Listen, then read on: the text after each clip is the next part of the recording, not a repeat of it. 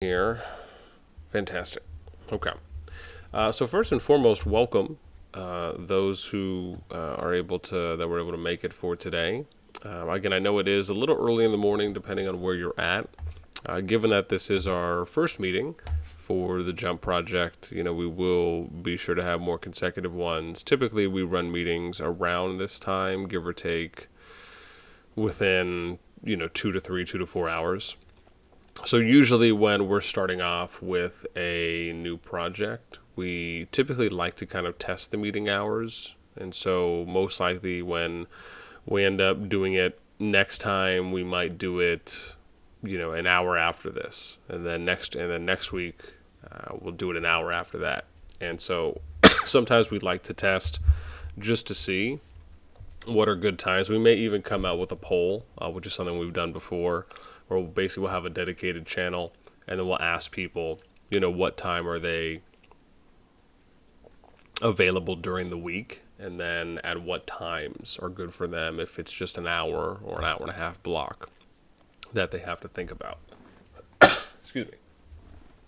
So from there, again, even though we're doing it a little earlier now, I know one of the reasons we typically like to do it around this time is mainly because when we're thinking about, even though it is East Coast time, and so it is going to be a little earlier for West Coast,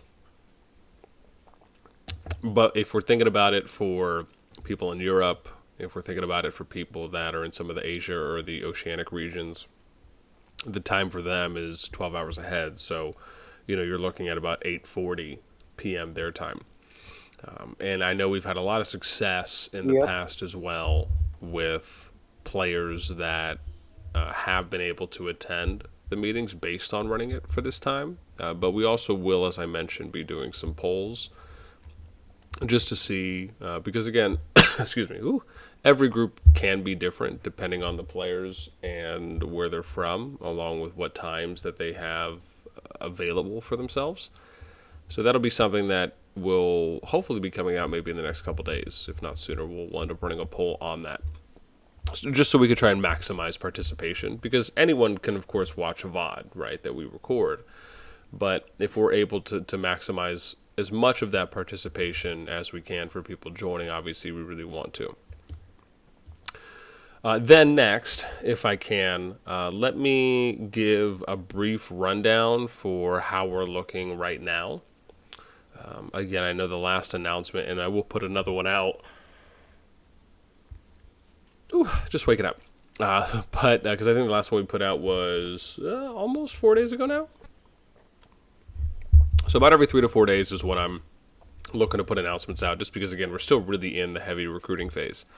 So if I'm taking a look, let's see here. Where are we at? 3. I guess this is right. 3. Oh, no, more people are coming online. Geez. 3, what are that? 46, 49. And then 275. So what, 274 plus 50. So we're at 324. I think that's right. Yeah, so we're at 324 right now for the amount of people that have tagged. So looks like we're about, is that right? 324? Make sure I'm doing some good math here. Yeah. And then let me see where we're at right now for people that have signed off so far. I think the last number we had there was 203. And let's see here. Looks like that's actually gone up a little bit now. So what did I say? 210. So let me see here. I gotta do some math here real quick. What is that? 19 minus 316. So we're at 216 currently. And so that means we're actually up 13 right now. And current players 324. So yeah, we're pretty much still at a really good percentage, which is great. Most of the time, usually we're viewing somewhere around 50%, give or take, when it comes to total people that join a project, and then the kind of earlier, the soft confirmation numbers, and that's really what we're looking at, because there's kind of two things that factor into this. One is that if people leave the server, and it should be noted that I do actively purge the server every 7 days for inactives. So the main reason there is I think it's important that for server health, you just have as much activity for people that are truly engaged in the server, and that they enjoy being a part of the server for what it has to offer.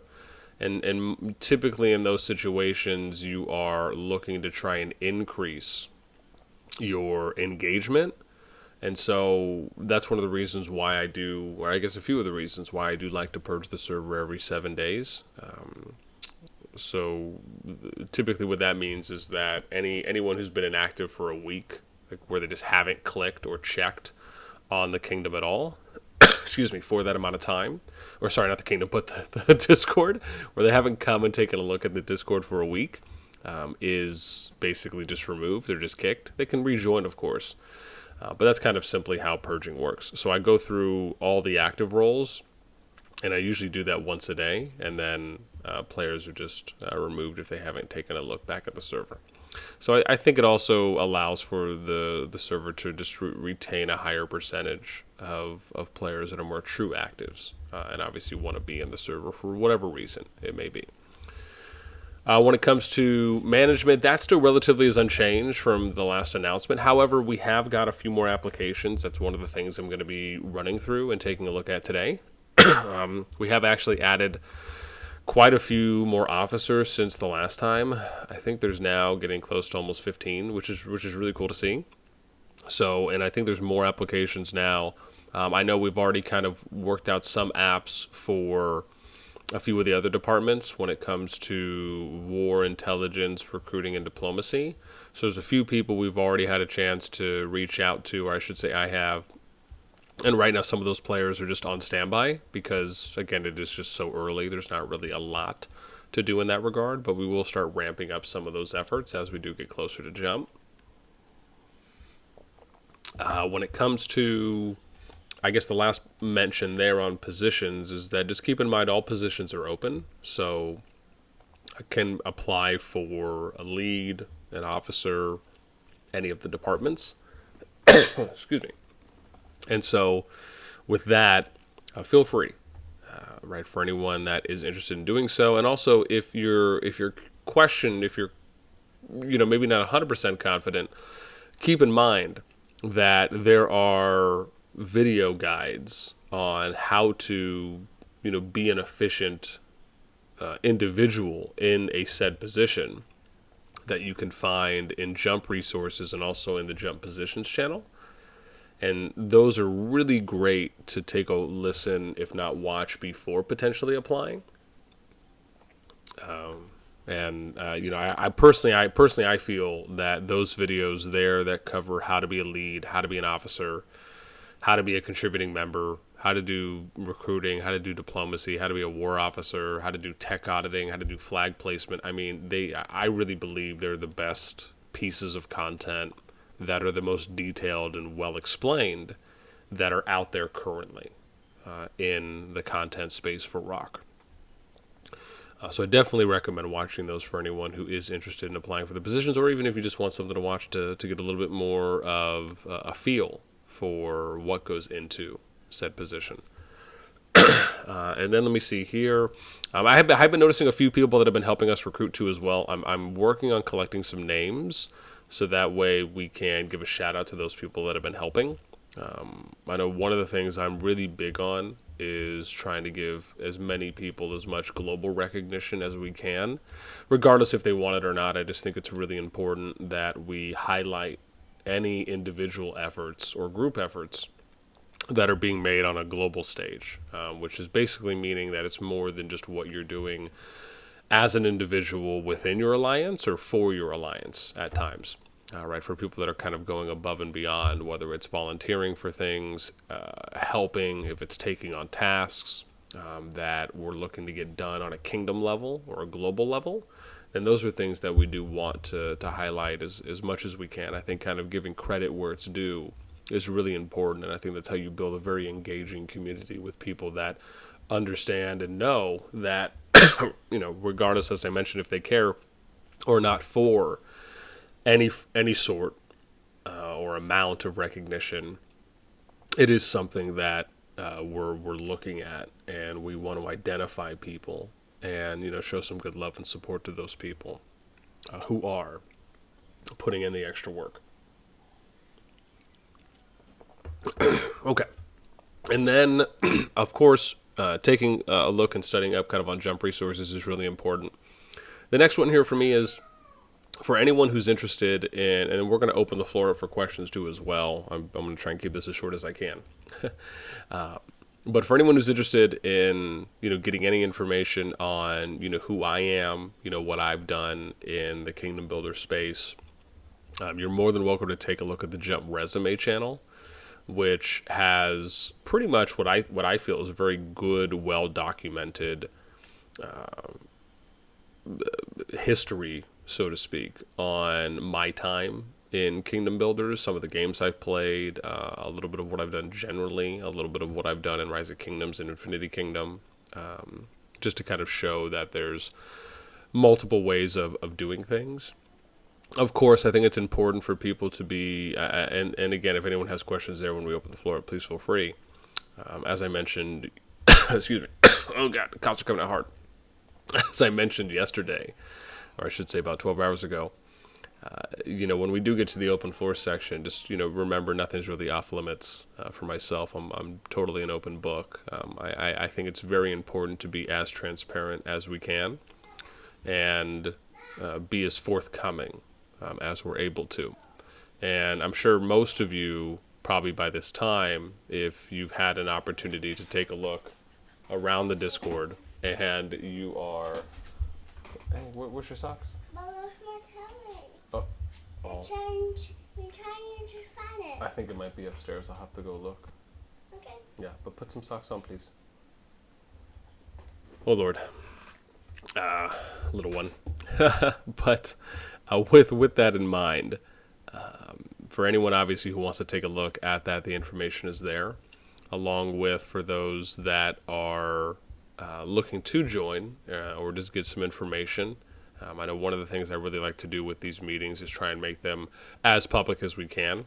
So typically the way I'll set meetings up is that, like the people who are involved in the section will have an opportunity to chat and listen in. And then for everyone else, we also allow for people to come in to the meeting, but just not talk as far as voice. So that way people just kind of just a nice way to kind of get a sneak peek, if you will, or a little teaser on, a certain part of the server who's doing something, and maybe people just want to listen in. So just allowing for that opportunity, I think, is really important for people that are interested or just want to see, how we organize and how we structure certain things on the Discord.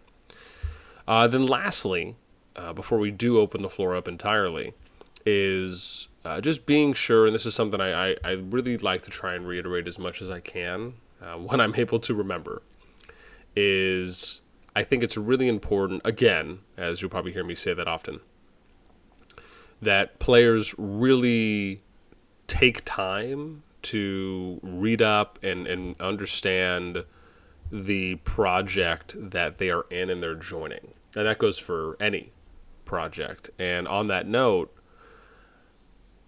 what I cannot stress enough is taking time to do one's due diligence.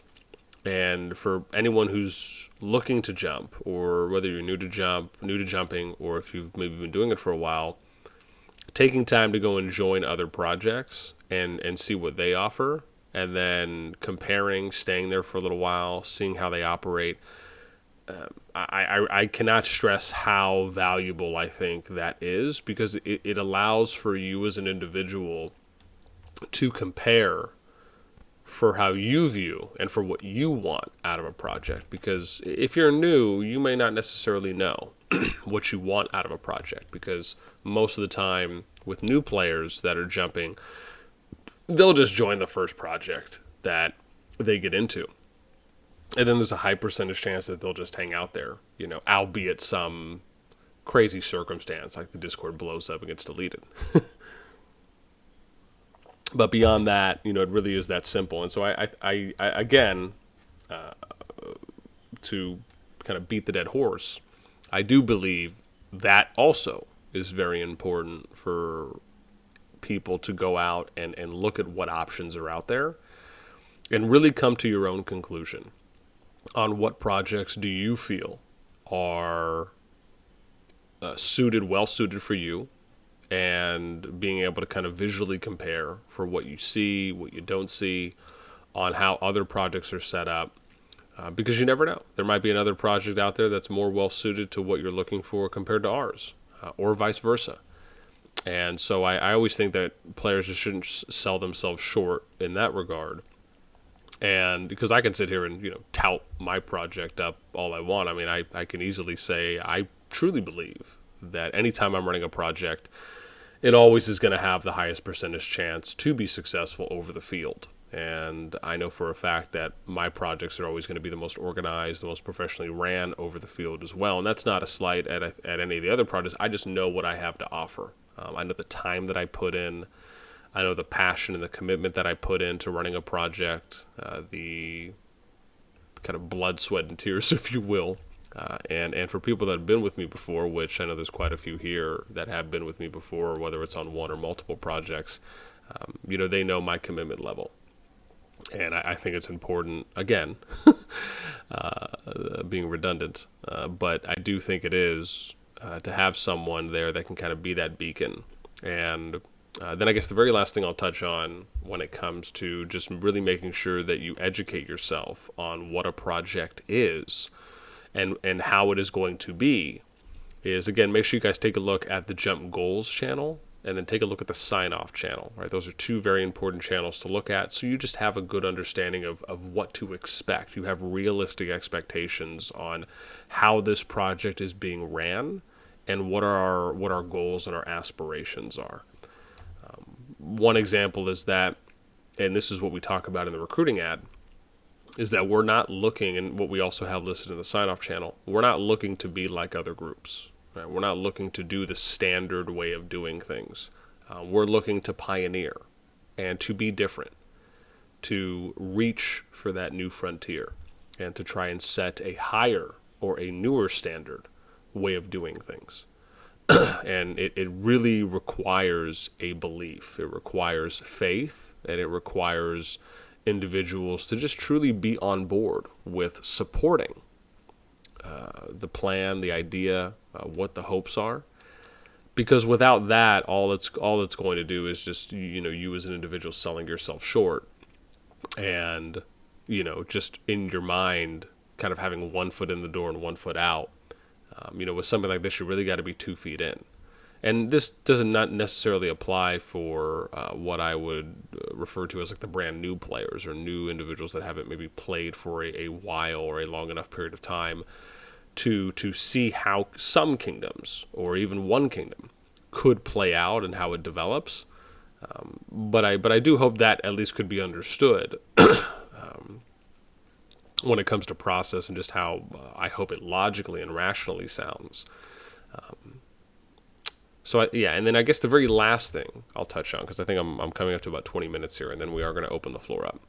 Very last thing I'll say is, and this is, I guess I'll last a few things here, right? The big things that really separate our project from others, outside of a few others, is that one, a lot of the things we already have planned out for how we're going to approach things. So it really minimizes and reduces the need to have, intense or high level discussions or votes or things of that nature, because we've already laid it out. Hey, this is how we're going to do this, right? This is how we're going to, manage MGEs. This is how we're going to split alliances up in provinces.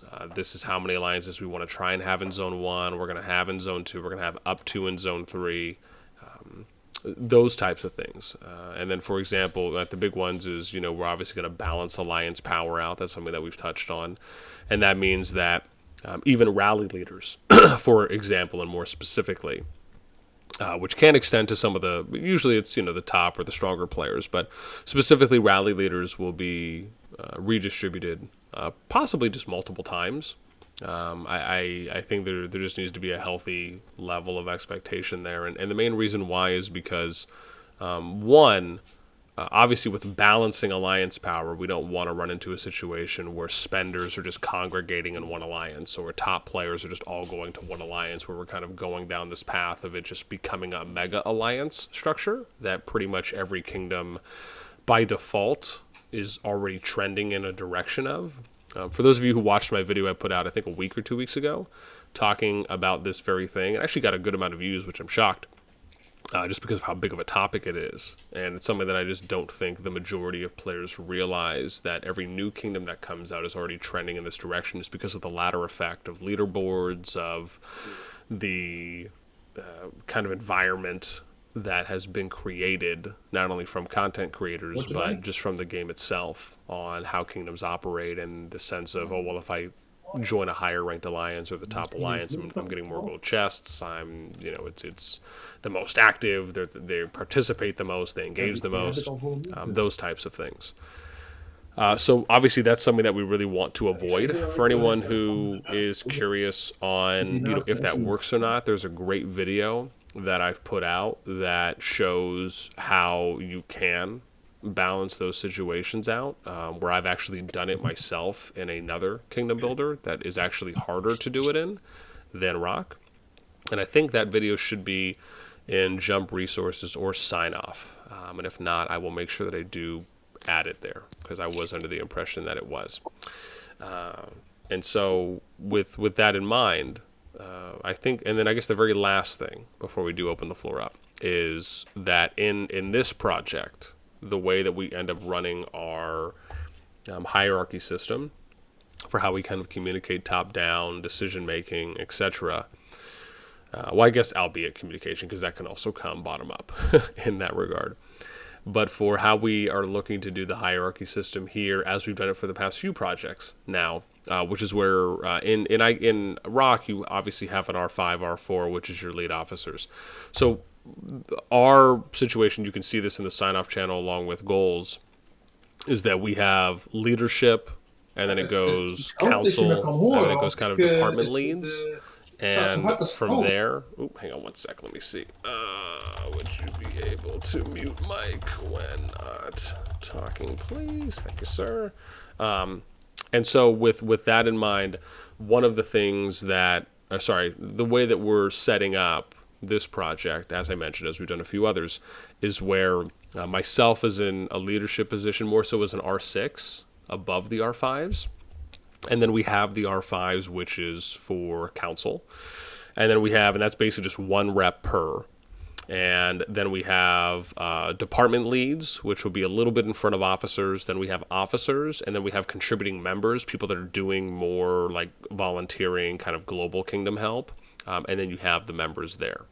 Now, one of the things I've mentioned in the sign-off page and our goals, this is also something that for all of the leaders have also I've already had a conversation with the current leaders that have been selected, not only via text, but in voice interviews to go over this, along with it also being asked on the application, is that any and all kingdom decisions will basically, at my discretion, if I need to make a call on something, or if I want to make a call on something that I think is important, and there's a big asterisk here, it's to stay, well, not even asterisk, the asterisk I think comes in a moment, but the important part is that it is to stay in line with what the group is being built upon, right? So if you look at the Kingdom Goals channel, you look at the sign-off channel, you look at the ad, these are, in short, promises that we are making to the group. And it's very important that we stay as authentically true to that and what we are promising people, and also why people are joining. And so my position is more so oversight and more of kind of logistics on how the kingdom operates as a whole, right? So I'm kind of focusing a little bit more on big picture, at least as much as I can.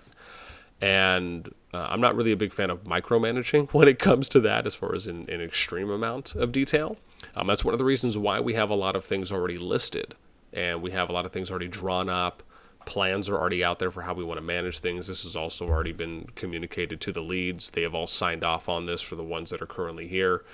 And when it comes to kind of general, let me just briefly touch on this. When it comes to kind of general discussions and conversations, all of those things will start off at the council level, right? So if we ever have feedback, if there's suggestions, if there's a discussion that's happening, right, those are things that will always happen there. Whether it starts at council and then kind of bleeds over to officer, if it starts officer, works its way from somewhere else to officer and then council, right? Those are things that we'll always communicate on.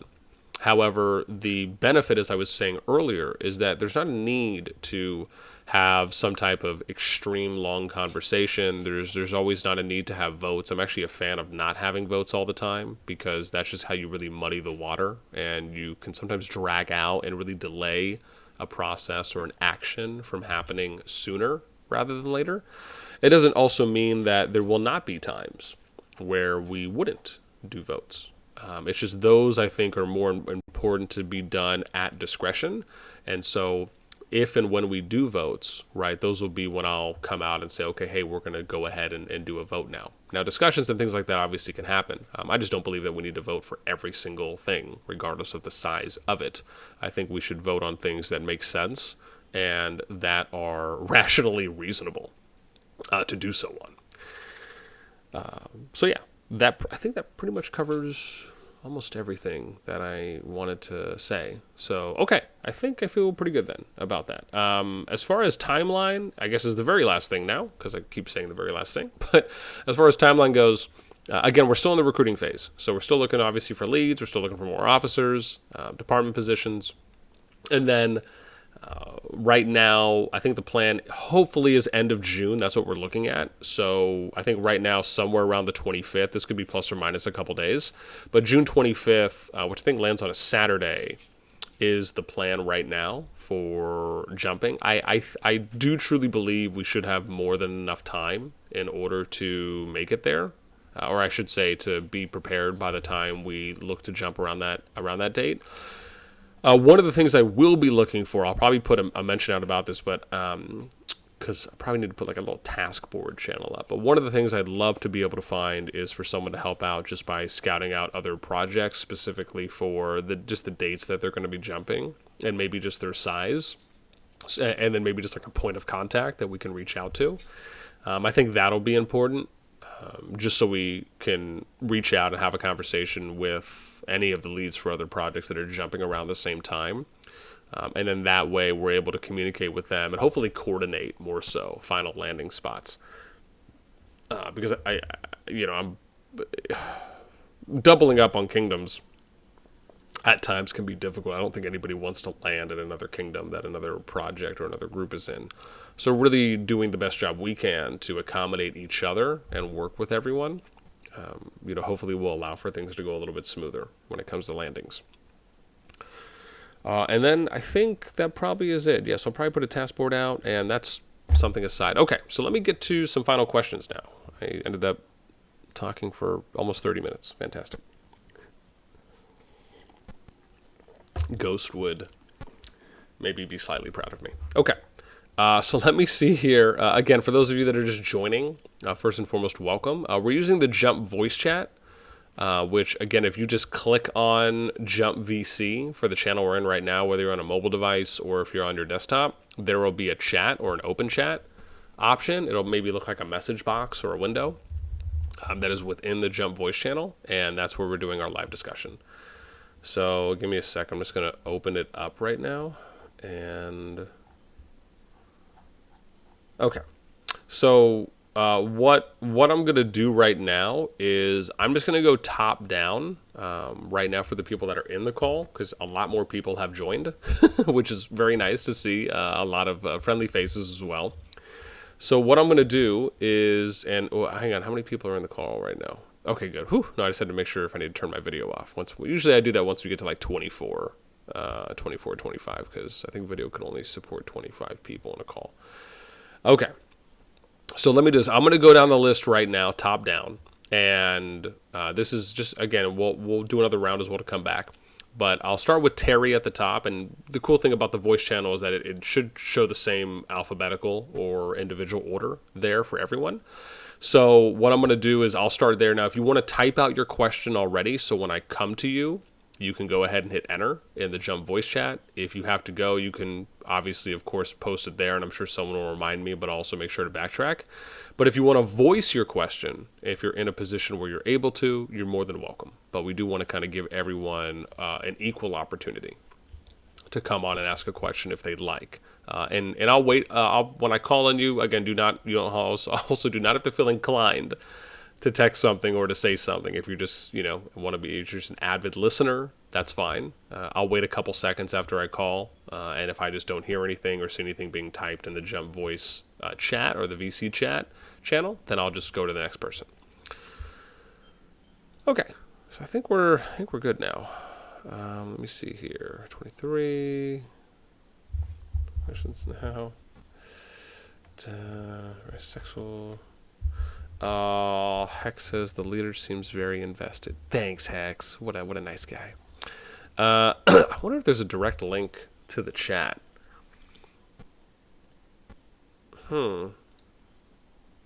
Sorry, one sec. I'm just curious if there's a direct link to the chat that I can find. Oh, there's not. Okay. I thought there was going to be. All right. In that case, Terry, go ahead, good sir. You are up first.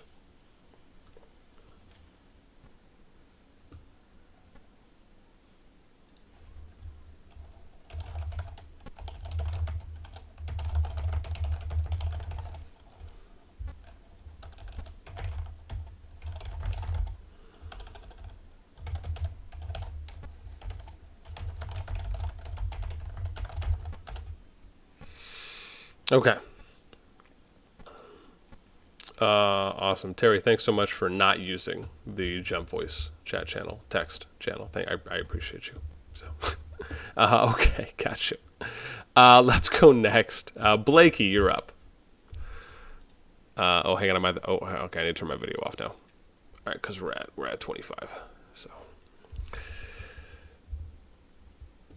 let me go here. Sorry, open chat. Terry. Damn it, Terry. There's always got to be one. But Blakey, you're up. If you got something. And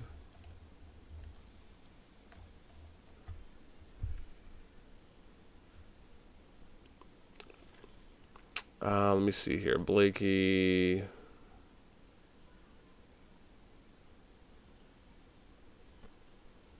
No? Okay. Well, let's move on. Hang on. I'm just going to do a friendly ping. Has something can type here, or we will come back. Then no worries. Okay, let's do. Sweet. Okay. Gibrek, you're up. Yeah, sweetie.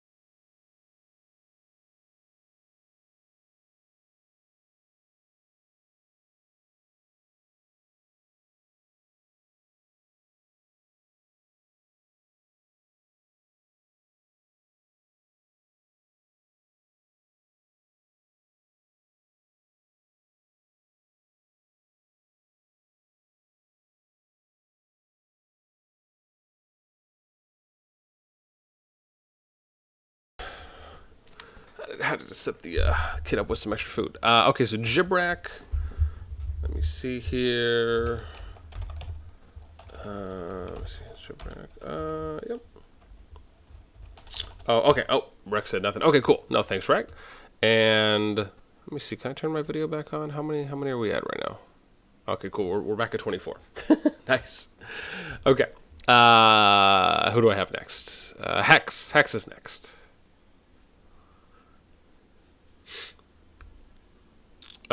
Sorry. Yeah, or you can just link me to what he said. What did he say? Are we starting our accounts in a new kingdom or old kingdom? So most likely, we're still testing right now. I think someone mentioned to me earlier, and I just have to make an account to check. I don't think it's going to take any kind of significant amount of time in that regard. But someone was telling me that you may be able to start closer to KVK, sorry, closer to EOTC within a prep season kingdom, and the fog will be cleared. I have not tested this out myself yet, so I don't know the validity of it. Oh ja, wat zou je dan moeten doen? But I do think that again, I do think I just need to test it to see. And really, the easiest way to do that is just for me to make an account in a kingdom that is close to EOTC starting. So if it's 70 days or whatever day it is, just as an example, I just need to make a new account there just so I can see. But if that's the case, then what I will say is there's a chance we may look at that. To be fair, it's going to be, it has to be a kingdom within the prep season just because of the new update. So there's really no getting around that. It just depends if you want to start early in a new kingdom to maybe take advantage of things like Lohar, Strategic Reserve, or if you want to start at another time within a kingdom's timeline to take advantage of those things. Or do you value starting later in a prep season kingdom where, if it is true that fog could be already cleared, then do you value that more so than doubling up on Lohars and maybe Strategic Reserve in First Kingdom? Because the thing is that you're going to be able to hang out in the First Kingdom. We'll probably be there about 7 days, and then we'll go to final. So you have to think about can you clear fog in 7 days? Don't get me wrong. For people that are able to play a decent amount of time throughout the day, if you're 6-8 hours a day or something like that, or longer, I don't foresee anyone having a problem with that when it comes to clearing fog. However, not everyone can put in the same amount of time per day as another. So that's just something to keep in mind. But yeah, so again, that's something that we're going to be testing because I just need to confirm first if it's actually able for fog to be cleared. And then once that happens... Oh, sorry, hang on, let me see. I'm not even reading chat. Kendo said this is true. If you time the Chronicle chapter, it works. Around 55 days, Kingdom Age fog will be cleared. Cool. Okay. All right, awesome. So I guess it does work. In that case, very nice that people were able to confirm for me. All right, one of the great things about crowdsourcing your information. So yeah, if that's the case and we are able to start later, then really it's just a matter of what events are going on at that time. And then also, are we able to maybe time out our start to a seasonal event? Sometimes that can play a really kind of nice factor if you're looking to try and get some extra rewards from something, or I should say from an event. Right now I think the thing to test is just to make a few accounts for myself in some of the kingdoms, I guess in this case, that are plus 55 days old, and then just see what events are going on. I'll probably try and make one today or maybe tomorrow and just kind of see how it looks. I can also just easily make like 2 or 3 accounts a week apart for whenever the reset is, and at least based on the kingdom timeline. And then you can also see, it's kind of a faster way to get an idea on what specific events are happening. And then from there kind of, look at, what's valuable or not, if we're able to maybe retime out a Lohar or something that starts, and then you just have to, make an account consistently in a couple kingdoms over a week or two just to make sure that the events are lining up. And you can kind of get a gauge that way. Because don't get me wrong, if we're able to go somewhere where fog is already cleared, I will say that I do lean a little bit more in that direction, just to help people out a lot more. And it also allows for them to get a little bit of a faster start on the jumper because they're not having to work on clearing fog. They can just immediately go and click villages and do your cave searches. So that helps you already level up, for example, whether it's commanders, so you can start hitting higher level barbs, allowing for you to do expedition and climb faster in that, so you can start getting higher amount of a daily reset. Just little things like that it helps out in. So I will say that's probably what we're going to be looking at a little bit more so as a priority, but I'll also be taking a look at how that compares and stacks to starting early on as well. Okay, let me see here. Next person I got is Chaos.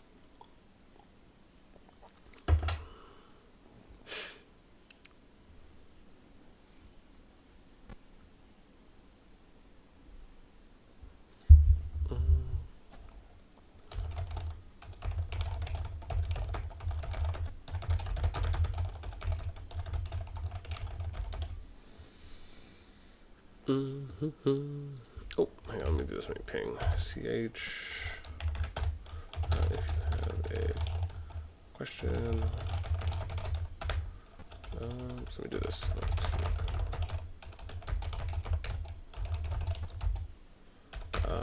Feel free. Otherwise, no worries. Okay. Let me see. Next person I got. Oh, he just left. How about H Vitum? Let me make sure I'm not at my max limit. Okay, we're at 21. Good.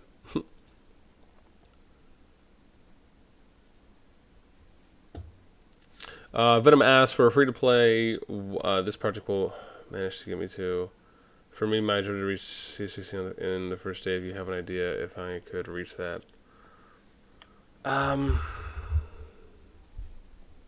If you're saying first day of Final Kingdom, and you've done all your villages and your caves, and you're active daily to reach CH16, I actually think you should be able to reach CH16. At least I remember I was able to when I did my jumper.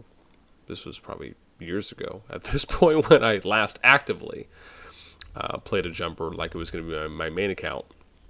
Then I would say, yeah, you should be able to, as long as you're doing those things to, following the guide that we've put out on how to maximize your account. I think that's well within reason. Obviously, it is dependent on, well, two things really. One, it's dependent on if you're getting max helps fast enough throughout the day so you can maximize the speed ups that you're using. And then two, if you have enough speed ups saved up throughout the events and then through collecting on the other means.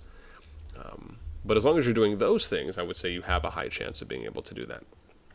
And if not, even if, let's just say you're a day short or shy of that, you should still be able to do it. I would argue probably the second day. Obviously, if you have been grinding and you've been saving up a lot of materials and resources in order to do that, right, during the jump phase. Okay. Let me see here. But definitely check out, like I said, the resources. The Jump Resources channel is great. There's a lot of really good stuff there. So make sure you do prep yourself on that. Let me see. John Doe. Which, I love that it's dough. And there's a picture of Homer eating a donut, which is absolutely fantastic. Let's see here.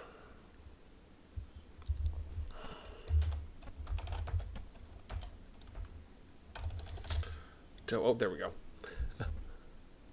What's up, Doe? You're farming barbs. No worries, no worries. We can always come back. All right, Cheese, you're up. Hit me with your list. Did Cheese post it in the appropriate channel? I'm putting answers here. Yeah, Cheese, as I said, you got to click on the Jump Voice channel, and if you're on your phone, then just click on the channel, like the actual channel itself that says Jump VC, and you'll see a pop-out. Actually, I can probably also ping you. Oh, never mind. No, okay, I think you found it. Alrighty. Play farming, logic bang, yeah. Yeah. Yeah. I was peeing over back to my room. Solid. Thank you. It's just never not too much information. Okay. Let me just see where I'm at. Am I good there? Okay, cool. Hang on. Let me just see how many people. Okay, good. We're 25. Whew, just gotta pay attention to that in case we hit picks. Okay. Let me hit the top here. So you said 1. Do we do power balancing because the 2777 jumped and do that leading to Alliance to fall, but the 4 was fine, but a lot of members quit, migrated.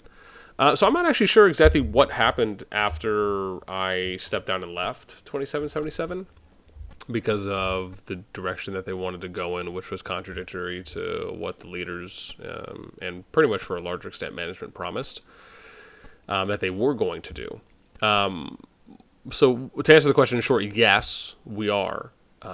And as I mentioned, kind of during that time in 2777, I just thought it was very weird with how things happened because, I mean, out of the 8 projects that I've led so far, that was the only project that I've ever done where the leaders signed up, read what was expected of them. We had a voice call. I explained it in detail, how this project is going to be set up and what the expectations were in areas such as power balancing, the hierarchy, how we would do structuring, and others. And they just didn't follow through. I mean, it was just very weird. I've never had that happen before where there was such a contradictory effort to not action what they promised and agreed to that they were going to action, albeit one lead that did, which was Ghost. So it was just very weird for how that happened. Like I said, I've never encountered that before, and I actually view that more as a one-off or kind of an exception to the standard or the rule. But in short, yes, we are going to be doing power balancing, and specifically, we've addressed that actually a little bit more in detail this time around, even though I thought it was worded well enough for an understanding. We have added some more context and some more language to that this time around, and that's also something that for all the leads I've had a conversation with a little bit more in detail this time around as well. And that's one of the other reasons why we're doing the sign-off channel early. If you remember, in 77, we didn't do a sign-off channel until maybe a couple days or about a week before we jumped. This time around, we're actually doing it early. And if you take a look at the sign-off channel now, you'll notice that there are a lot of improvements. Or I should say, I don't know if well, I guess I could say improvements. But just more language, more detail that's provided there. So that way it is hopefully even more transparent than it already was. And then, let me see here. Let's make sure where I'm still at 22. Okay, good. Okay, next question is, when we go to our final kingdom, let me see here. When we go to our final kingdom, do we merge family alliance to make one or more stronger? No. Yeah, I mean, that kind of goes with question one a bit, where in balancing, we basically want to have as many strong active alliances as we can that are at around the same power. Or at least as close to as possible. And that'll be something that we're focusing on pretty much from, the first couple days. That'll, we'll already have a game plan listed for how we're going to approach that.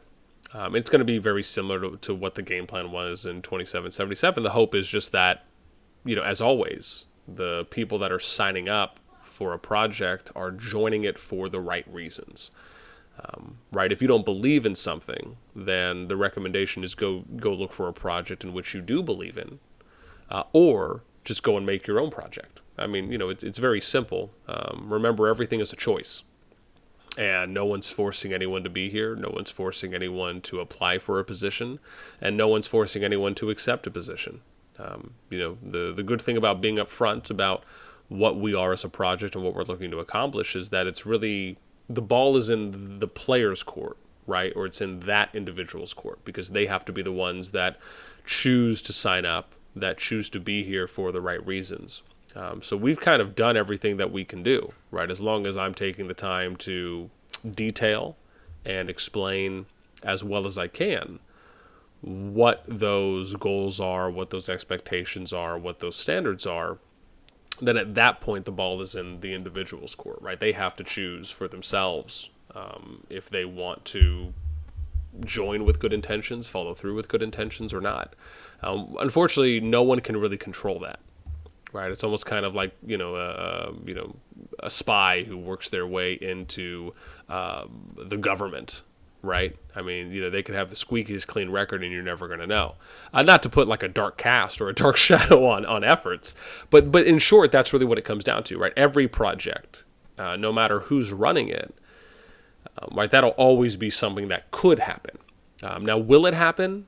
That's dependent on, the people that are leading alliances. It's one of the reasons why, we take what I feel is extra and good care of going through a detailed process that we have for, here's the information, here's a video resource and a text resource as well before you apply.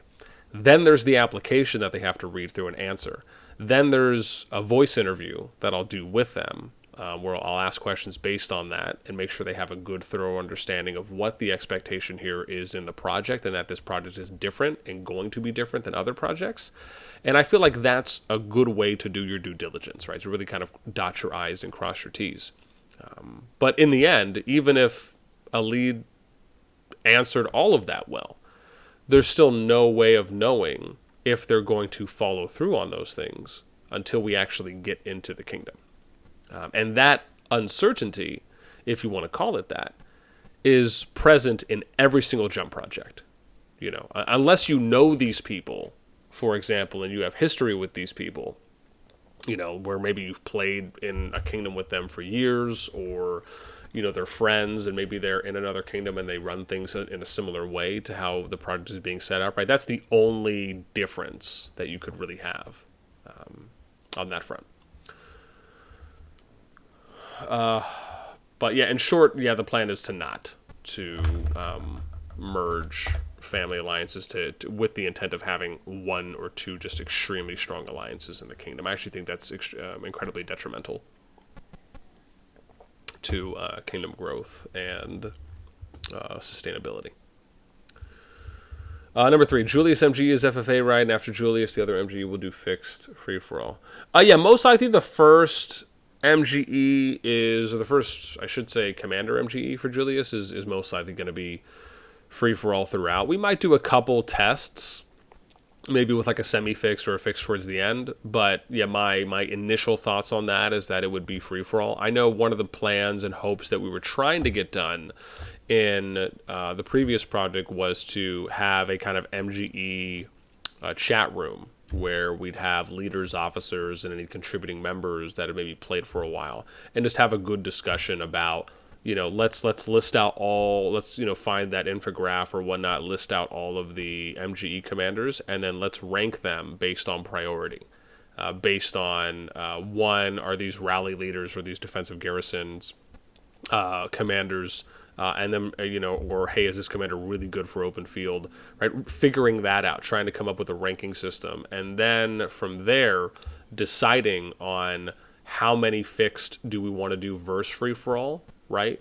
If the number is consistent with what I recall it being, right, there's 4 rounds of a commander MGE before it goes to the next one. Unless that's changed, or unless it has varied at all, depending on when an MGE is coming up later on in the kingdom's life, someone can let me know that. But the hope is first we have to identify the priority level of importance for a commander, depending on the usage of them. And the order in that would really go, rally leader, defensive garrison, or basically rally defender, if I want to simplify it. And then it would go to open field. And then the priority order there would also look at, spenders first, just because typically if you're spending, you're going to be stronger than a free-to-play most of the time. And then, of course, how many fixed and how many free-for-all do we want to do, right? I think the hope is that at minimum, I'd like to try and do a 3-1, even if it goes that way, where I'd like to at least have one free-for-all per. But again, that's something that we'll discuss with a team. And that's a good example that highlights to what I was mentioning before, where this is something that I think a good discussion can happen from. One, because that data is not already available to people, or that I've just never seen anyone do it that way. So that's not really something I myself would feel comfortable saying, hey, I'm just going to make a decision on that. That's something where I really want to open that up to more of a board of advisors, right? Where we say, okay, cool, let's go ahead and think tank this. Let's bring in people that have experience, that have done a lot of war before. If you're very invested in PvP, you're familiar with meta matchups and comp matchups and counters. Those, just to name a few things, those are things that lend a helpful ear and advice. Those are people you want to listen to, especially if they have a lot of experience and a lot more knowledge than myself or another in those fields. You want to be able to lean on those individuals who love doing what they love doing. And there's a lot of players out there that just absolutely love studying and paying attention to PvP matchups, comp matchups, counters, who's hot right now as a rally lead comp in a certain season or other. Right? Those are the people we want to lean on. And so I think that's why something like this, as an example, is extremely important to build a lot of good, healthy engagement within the kingdom. In order to, again, figure that out. So in short, the hope would be yes there for Julius, but I really would like to build on that for the remaining commanders there. Okay. Sorry, let me move on to the next one. So many questions. Also, is there an age limit for officers leaders? At the moment, there is not. However, we do look at all factors when it comes to leads and officers, whether that be from just any of the questions that we ask. I do believe there is an age question that's in there, but it's more of a range. It's not you need to tell us specifically how old you are, but we do ask to provide a range. And I think I'm pretty good so far at being able to at least guesstimate a age range based on responses that people give, whether that's actual age or just kind of life experience, maturity age. But at the moment, no, there's no limit. But again, if you're to give a very extreme example, right? If let's just say you're 13 years old and you're providing what I would feel are foundation lacking responses, there's probably not a good chance that you're going to get picked out to be a leader. What I will say is that the hope really for leads is that you either have enough experience from playing Kingdom Builders, or you have a basic level of knowledge for playing Kingdom Builders, and most of the time, what I will say when it comes to leads is that, and I think my buddy Ghost really puts this in the best way possible, is that a leader's job is to lead. Right? It's not necessarily to be on the front lines and fighting, or to be the strongest or the most powerful, or even to an extent the most active. All right, a leader's job really is to manage. You are there to really be more in a logistical role rather than prioritizing being the strongest player out there, or showing up to every single thing possible. I think a well-ran and well-managed alliance from someone who is focusing their time there is more valuable and is able to allow for their alliance to reach a higher peak, rather than if they're either trying to do too much or if they're trying to be the strongest player in their alliance. And I think that, unfortunately, is a very common misconception that is put out there into the ether of RoK, where you have players, and this doesn't mean it's the majority, but I do think there is a portion of people who feel this way about an officer or a leader, that they need to be extremely strong or they need to be more active than they are, and that's just not the case. I've seen people that put in half the time as others do, but they spend their time more efficiently than others do who put more time in than they do. And if you are efficient with your time, if you know how to manage your time well, and you can get a lot done in a short period of time, that has an incredible amount of value to it. So again, that kind of goes into what I was saying before about how, this project is probably going to be very different than other projects, if not arguably any other project that the majority of you, if you've never been in one of my projects before, has seen, is that what I really believe is we like to prioritize more common sense things that just make sense. Okay, next one here is number 5. We got another jumper that will jump to the new kingdom for us to be an ally for KVK1.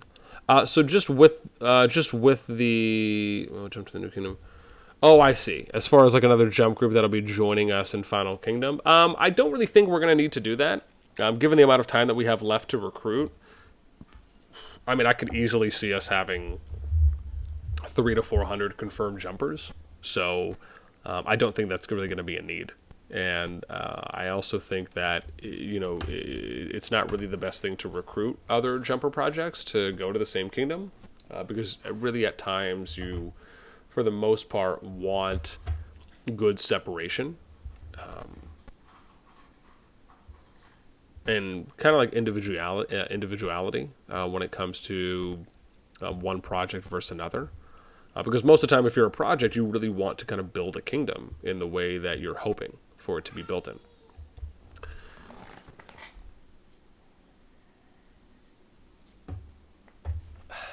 Let's see here. Is the officers in each alliance just random? Example, one alliance has an EU, US, and I see in Asia as an R4. So as far as how we're going to split officers, very similar to how we're going to split players, is that, yes, we want to try and kind of peak pile just for the initial distribution of players, where we'll basically we'll place them based on relative or related times, or similar time zones, I should say. And the same thing will be done for officers initially, and that's mainly just to increase the peak activity time early on. Because as the alliances grow, you're going to end up having players that join, and you're not really going to know what time zone they're in. Now, that would be dope if a player profile card said, hey, this is where I'm from, even if it's just the country, right? And it maybe had like a UTC time zone attached. That would be a dope thing. Even if when someone applies, it'll tell you that, like maybe country they're from or maybe active time zone that they're in.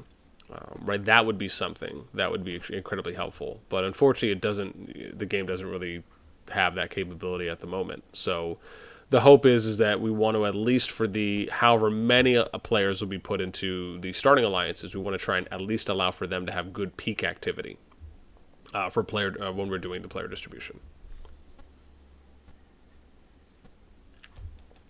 Let me see here. Number 7, where's Ghost? Ghost is finishing up exams right now, and I think he's going to be available towards the end of June. So that's also a little bit of factoring into why we're looking to start late June now, more so than mid-June. But then also because of, we still need a couple more leads before we are set. You said, what type will the kingdom be? We won't know that until we start, but we will be making sure that whether it's A, B, C, or D type, that we will make sure that we're utilizing multiple types. So that way we don't end up canceling out villages or caves by going to the same kingdom type for second. 9, how can we jump when we can't get to a kingdom in EOTC or older? So in short, yeah, we'll basically we jump before EOTC or early on in the beginning. And then either we'll clear fog and take advantage of some of the early events, or we'll jump a little bit later from what some others are saying, 55 days plus, when fog is cleared, and then we'll maybe try and find a good timeline based on events. And if we're lucky, maybe a seasonal event will come around, just depending when we jump. But it can still be done. Question 10, how many alliances will be in Zone 3? We did touch on this in Jump Goals, so if you go to the Jump Goals channel, it does list that out publicly. But hopefully up to 9 is going to be the hope. And again, that's something that I've detailed out in Jump Goals. I think that might also be in Sign Off. I've also made videos explaining why I believe having 9 alliances, if not up to 9 alliances in Zone 3, is really, in my opinion, kind of the new way that kingdoms really should be built, for a lot of really good reasons. And there's a fantastic video that I made on that for those that are interested on my channel. And it is one of the more recent videos, too. Let me see here. Hang on, let me see how many people I got here. Okay, cool. I'm still 20. Okay, good. Whew, haven't hit 20, 24, 25 yet. Sorry, let me get to the next question here. Is there a threat in the kingdom example, an alliance that is attacking family flags? And the members, do we help them fight back if they don't want to negotiate? Oh, I see. So more of, if we're in a kingdom and there's just 2 alliances that are fighting each other and they're going at it, are we going to step in? I will say, when it comes to those types of questions, I'm always iffy to be a little bit more cautionary, a little more neutral in those regards, where, for example, stepping in to just stop people from attacking, depending on the circumstances, could be okay, because the hope is that we wouldn't be escalating anything. We'd just be more so kind of like telling people to go back to their corners, so to speak. So I think that can be a good approach at times to take. Because the thing to remember is that you want to reduce the amount of fights that are happening in the kingdom. Because the more fights that happen, the more player drop-off that will occur, right? The more people that are, one side's going to be upset or the other side will be, or worst case, both sides will be upset. And that can cause people to stop playing. It can cause people to re-roll. It can cause people to migrate out. One of the primary objectives of building a kingdom is to have the highest amount of activity and therefore the highest amount of player retention throughout a long period of time. So in order to do that, resolving or even stopping conflicts before they start is going to be a better approach than us, trying to kind of go in there and act like America, so to speak, if I'm just giving kind of a blatant example, where we're kind of trying to police the world. However, I do think at times just stopping a fight, can be okay if we're able to do so in a way that doesn't escalate things, right? Where we're not going in there and just attacking everyone, because that's not really how you're going to build a successful kingdom, especially if you're just throwing around your might everywhere. Communication is going to be our strongest ally. Having good communicative skills in talking to people, discussing with them, de-escalating situations, that all starts with a conversation. And usually you have to reach out and talk to someone in order for that to happen. Let me see here. Sorry. Next is going to be, what did we say? Number 12. Do we have names of the alliances already? Or are we going to do a vote like last time? Yeah, we're going to do the vote. So that hopefully should be starting. I might do that as early as today, actually, if I get some time. But I would say in the next couple of days it's going to happen. Where we will end up doing a family name vote. And that'll be where people can, we'll do it like we did last time. We'll have a channel. People will submit their suggestions, and then we'll let that go for a couple days. We'll collect the suggestions. I'll filter those down to an initial list, and then we'll do anywhere from 2 to 3 rounds of voting, and then we will either choose a name from the most voted, or we'll choose a name from some of the highest voted ones on the last round. Let me see. Number 13, will you play with us in the jump? Yes, I play every jump. I think the question you're trying to ask, to more appropriately just reword it, is, am I going to actively play a jump account as my main account? The answer to that is going to be no. Mainly because there's just not enough time in the day for me to actively play an account like a main account, and also do everything else that I'm doing. I'm sure you know very well, Cheese, from last jump. There's a lot that goes into what I do on a daily basis, just from a kingdom management standpoint, and from all the areas that I affect and also in addition I'm able to support, whether it's leads, officers, the alliances themselves, things that just need to get done within the kingdom, and so. If I was to play an account as actively as others would, I would have less time to manage and to handle tasks or just troubleshoot things that come up. So my position is actually a lot better spent when it comes to everyone in the kingdom, if I'm able to spend that time where it is most needed for my position. But I will have an account, and I will clear all fog, just like I did last time. And I will donate daily in just a lot of the minimum task things. But I'll probably just be kind of jumping alliances at times, because especially when like rewards come up, I don't want to be in an alliance when rewards come up. I'd rather have someone who plays their account as a main account as such, so that way they can receive those rewards. Let me see. The next one here is: Will you pick who will take Lost Temple? In short, yes, but it'll be done most likely one of two ways. Either let me explain with LT, right? And this kind of goes into how you factor in just first rewards as well. Is that first occupation rewards benefit alliances that have the highest member capacity. An example of this would be, it's more efficient, right? Let me blow your minds away here. The reason why you don't want to capture something that is a first occupation reward, right, until you have the highest member capacity, is because the more people that you're able to get into your alliance as a main account, the more people that are able to benefit from those free rewards. So theoretically, if you waited until each alliance was at 150 member capacity before you literally capped anything, you would actually be able to maximize in the best way possible.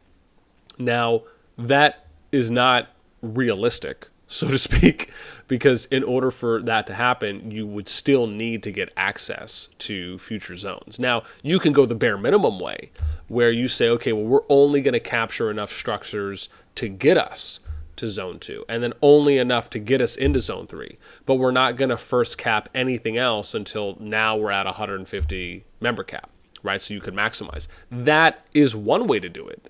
However, I still think that's not the most efficient way to do it, because you still have to go off of monument achievements, right? So, or just tasks.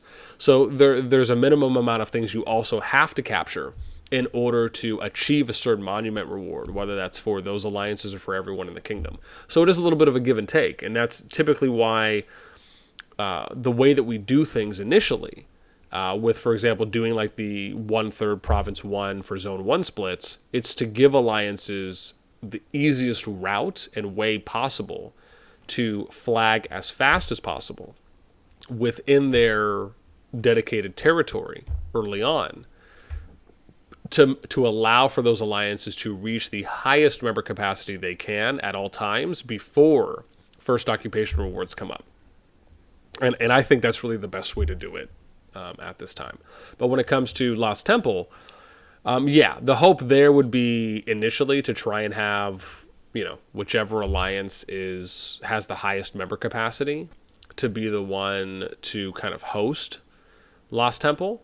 And then you can just give a percentage of spots to other alliance members to either join, or you just allow for that alliance to capture it, and then you kind of make up those rewards in other areas from other events, or even when KVK comes around.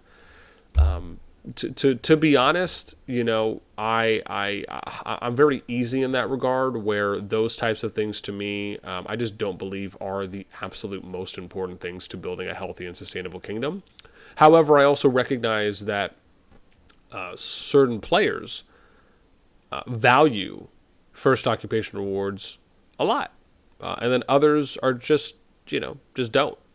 Or somewhere in between. And I think how you get to a better point is by educating an individual and explaining to them, why we're going to do something a certain way and how it's going to benefit them in the long run. Because I could make one argument and say that having a long-lasting, sustainable kingdom that's healthy, regardless of who gets rewards, as long as we're able to hit our marks on all the other main areas, is more impactful and more valuable than the short-term gain of just getting a couple rewards, right? It's looking at the short-term versus the long-term gain in that regard. But like I said, there's a few ways to really approach it for that, but I think the most logical one is trying to utilize the alliance that has the highest member capacity to get the most rewards that we can given to players. But that'll be something that we'll touch on most likely probably before we get into Zone 3.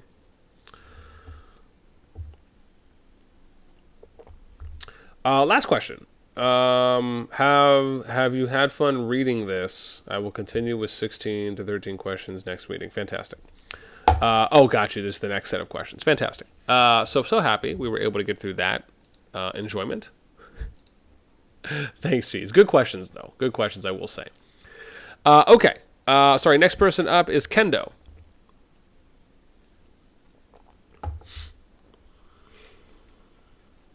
I have to scroll down now. Okay, cool.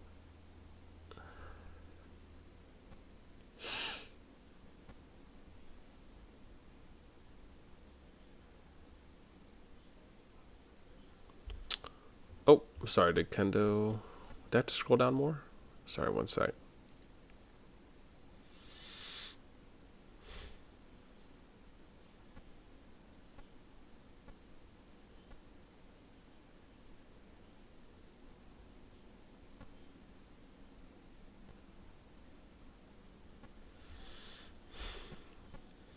Sorry, one sec. I am scrolling.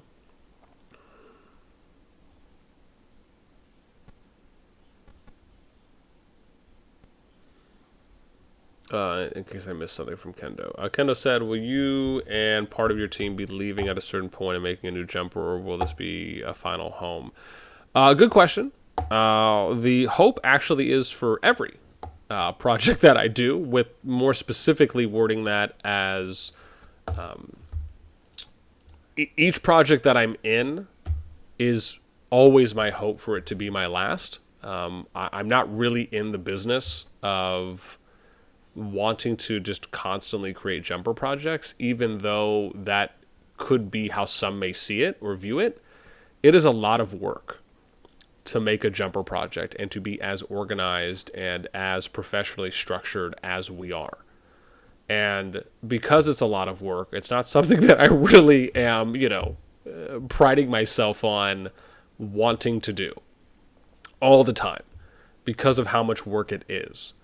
So for me, the only reason that I would ever do another jump project is if, for whatever reason, the leaders go AWOL and management just goes AWOL, and they basically just lie to everyone about the intentions for why they signed up.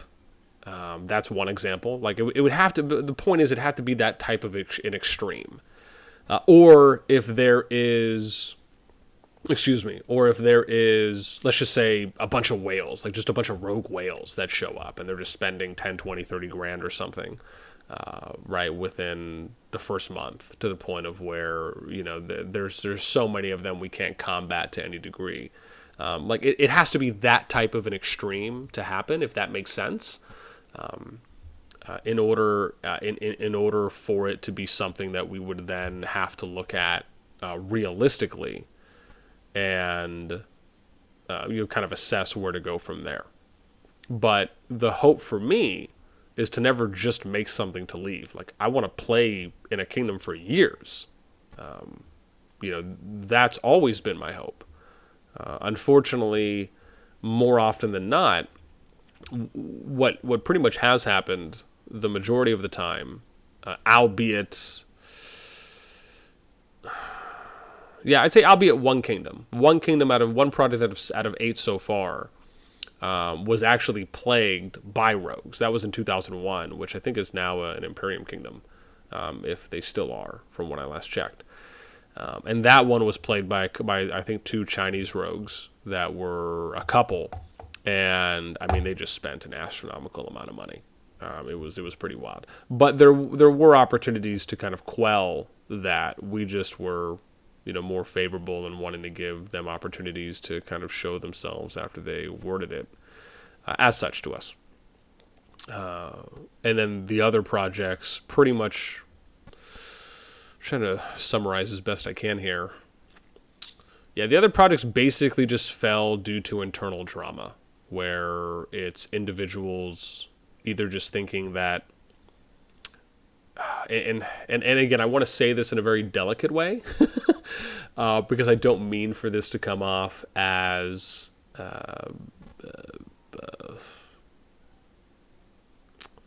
me being inconsiderate or arrogant to an extent. But some of the projects fell to people just thinking that they could do what I do. They viewed it as, some of them viewed it as, they spent a little bit of time with me and they felt that they knew better and they wanted to do things their way, and that led to the grass just not being greener on the other side. And that's proven if you look at how those kingdoms are now, and you look at the video review that I did when those happened, and then you look at how the kingdom is now, and you can see it's night and day. There's actually a video I covered of me building the number 8 strongest kingdom in a newer kingdom builder called Infinity Kingdom for the last project I did there in server 79. And I was able within 5 months to build that kingdom from scratch, obviously with a supporting cast, but was able to create the vision for it to be done and the path for how we would do it. And I was able to build that kingdom, collectively we, from scratch to the number 8 strongest kingdom in the game. And we were on trajectory to becoming the number 1 strongest kingdom in the game, probably within the next 2 to 3 months at that point. And we ended up having, I think, 8 working on 9 active alliances. And in short, similar thing happened. People just thought that they knew better and thought that they could do just as well as I could do, and basically wanted council to have all what they felt was the illusion of power. Right? They wanted it to be kind of a standard system where each individual got a vote and they just voted on everything. And what you saw is that in about half the time it took me to build the kingdom up, collectively us, they were able to pretty much destroy and ruin all the efforts that were made. It went from almost 9 active alliances now down to 2 active alliances. And voting on everything with delays and actions being done. Because the thing to remember is that when a foundation is changed for how a system is set up, you arguably at times will have new people that are in those positions, those leader positions or leadership positions. And what once was a common denominator, a foundation that was holding everything together, right, now what you end up having is you have these new people, right, who even though they were like leaders, like co-leaders with each other, they don't really know each other, right, because the common denominator that they're supporting and rallying behind is what that group's initial vision was.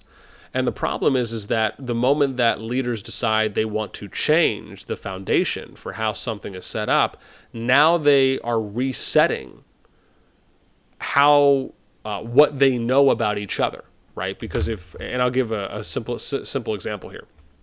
If I start a project and I come out and I say, okay, well, hey, this is how we're going to do things. I get 6 leaders to come on board. Cool. Let's say months go down the road. Now all of a sudden the leaders are like, well, we want to be the ones who are running the show. We want to be the ones who are calling the shots, right? So we're going to kick you out and they're going to do it. The challenge and why it's so much more difficult for that to work than people think is because these 6 leaders have to basically reintroduce themselves to each other to see where each of them lie and where each of them fall on. It's not like it's an immediate conversion to where now these 6 leaders are saying, oh, well, we agree with everything that boss set up for us, and we agree with everything with how he's managing. We just want to be the ones who are calling the shots. But then you have to think about it. Well, what are they really calling the shots on, right? Because oftentimes what has happened is that I'll see leaders that will say, well, we agree with everything that boss set up, but we just want to be the ones calling the shots. But then what usually happens is that then you end up noticing over a period of time where big goals and standards end up changing because they're voting on things to change. What's up, sweetie? You tired? You want to sit? You want to sit? Daddy, Yes? can you find my tablet? I'll find it.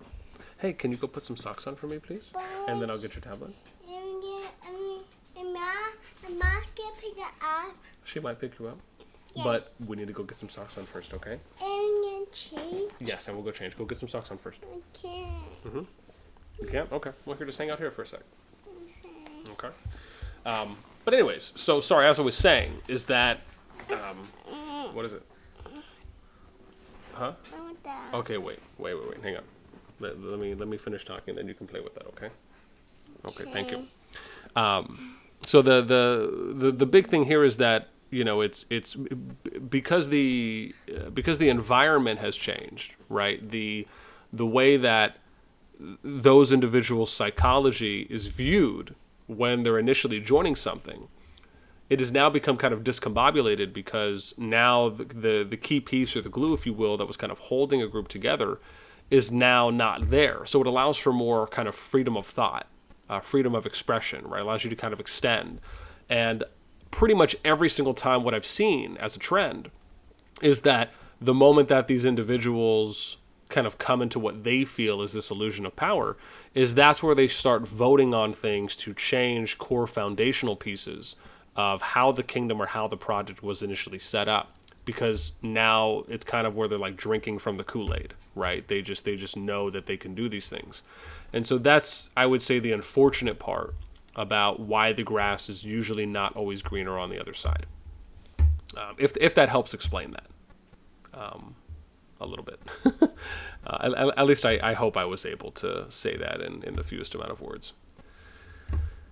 Let me see here. Where am I going? Wow, we're already at almost an hour and a half. Okay, let me see if I could power through some of this here. So I think that was Kendo's question. How about Kinsun? And I do appreciate the people that are still hanging out, too, as well. But Kinsun, you're up. And then I'm also going to go through and read the other questions as well, just in case I missed anything. Yes. Hang on, wait. You can play with it in a sec. I'll be back. Yes. Wait. Okay, be patient, then you can. All right. Sorry, Kinson said, since there is a jumping cap for New Final Kingdom, that's 500, or should we still make our farm accounts in the Jumper Kingdom?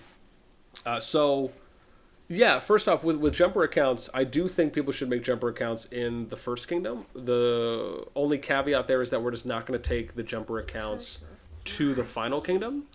So that way the Jumper accounts do not go towards the cap limit.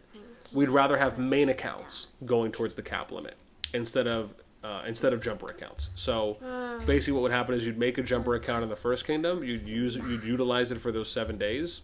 Or even for example, if we announce and we say, hey, if we say we're going to go to this kingdom, right, there might be an opportunity for you to make your account in that kingdom earlier. I think someone mentioned something about kind of doing like a pre-project jump where we take accounts and we go into a new kingdom before we actually go there. Then we can kind of prep accounts a little bit longer. That is an option. We actually did a little bit of that in 2777 where we took accounts into a kingdom in which we already knew we were going to go to. And silence, please. And because of that, we were able to, for example, build alliance center fortresses because we were able to acquire enough credits for them. And then at that time, it allowed for us to start milking, well, alliance credits in general, but then also other rewards as well because of it. So we'll most likely do the same thing this time around where we'll identify a kingdom a little bit earlier and then we'll let people know, hey, you guys can start going here, right? We'll organize it we'll just ask some people, hey, we need 6 to 8, 6 to 10 people that want to go and make alliances. And then we'll just tell everyone, hey, we're doing a pre-jump. This is just to help build out alliances, start center fortresses, or have enough credits accumulated, right, to start a center fortress. So that way, once we get to the kingdom, once we start with our main accounts, those main accounts can then join the alliance, start building the center fortress, and then they can immediately put, one march in there to get the max credits per day, and obviously through the helping means as well. And that way they can max out their alliance credits before we get to Final Kingdom, at least for those 7 or so days. Yes. And I want power. No, you want to watch? Okay, let's go. Play. Okay, let's go. It's not playing? Okay, come on. I want 1 sec, fam. Yeah, let's go. again. Okay, let me see that. Come on. You want to watch Grin? Okay, that's fine. Where's the remote?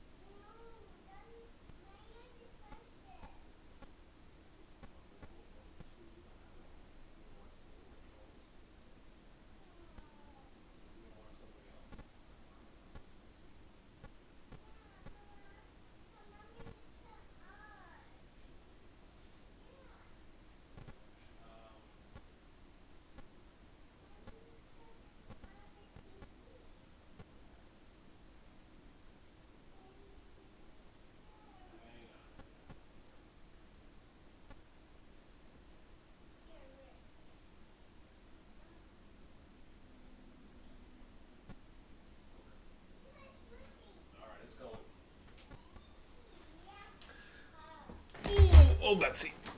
Okay. Okay, I'm back. Whew, sorry, just had to put something on for the kiddo. Necro, she's so cute, by the way. Thank you so much.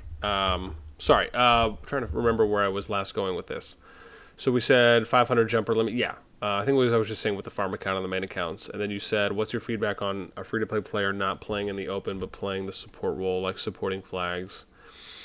Is that okay or looked down upon? Ken, I'm not sure what you mean there. I mean, if you're just asking about like a free-to-play person who's active but maybe isn't like fighting, if that's what you mean, or like hard participating in KVK but kind of being more of a supportive role. If that's where you're going with that line of questioning, then I think that's totally fine. I actually, to briefly expand upon that, one of the things I truly think is really important is how we educate people for KVK. There's actually a lot of ways that people can participate in KVK that most people just don't know because they're not informed on how to do so. An example of this is some people might think that there's not really a lot of use for T1s, T2s, and T3s, but I would argue actually the exact opposite. I think there is an extreme amount of value as a lower tier player or just someone who, even if you're just making a brand new account, where you can still have a lot of value in it. I'll give you just one example. One example of this is having a one-troop T1 march where you just go and keep attacking the flag to keep it burning. That's an example of something where it allows for the stronger players that are your T5s, your T4s, any of the open field marches that are there to protect, can then move on to the next flags while you basically keep burning those ones, but you're not utilizing or I don't know if I want to say utilizing, but you're not holding up your more effective and efficient marches. Right, just to name one thing. So there's definitely a lot of ways that players can be utilized. You just have to be a little bit more creative with how you view how an individual can maximize themselves, and then take the time to explain that to people. Okay, let me see where I'm at now. I'm shocking. I'm an hour 33 minutes. Wow. What's better than 4 hours? Okay, Keo, you're next. And then I'm totally gonna go back. Oh, geez, you still got that screenshot? Yeah, that's my oldest. Yeah, she fell asleep on me when we were doing the meeting. It was so funny. Yeah,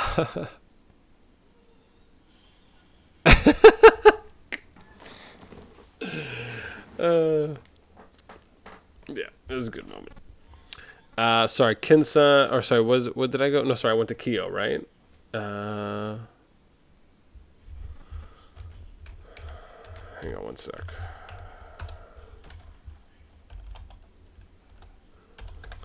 I'll just post that ping there, and then let's go to Klaus. So Klaus, you're next.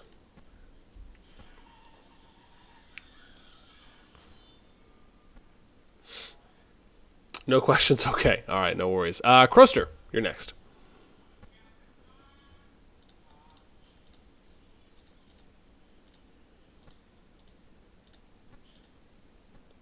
Kroster is typing. Sweet. You said mine have been answered, but thank you. More than welcome. More than welcome. Okay, how about Necrotic?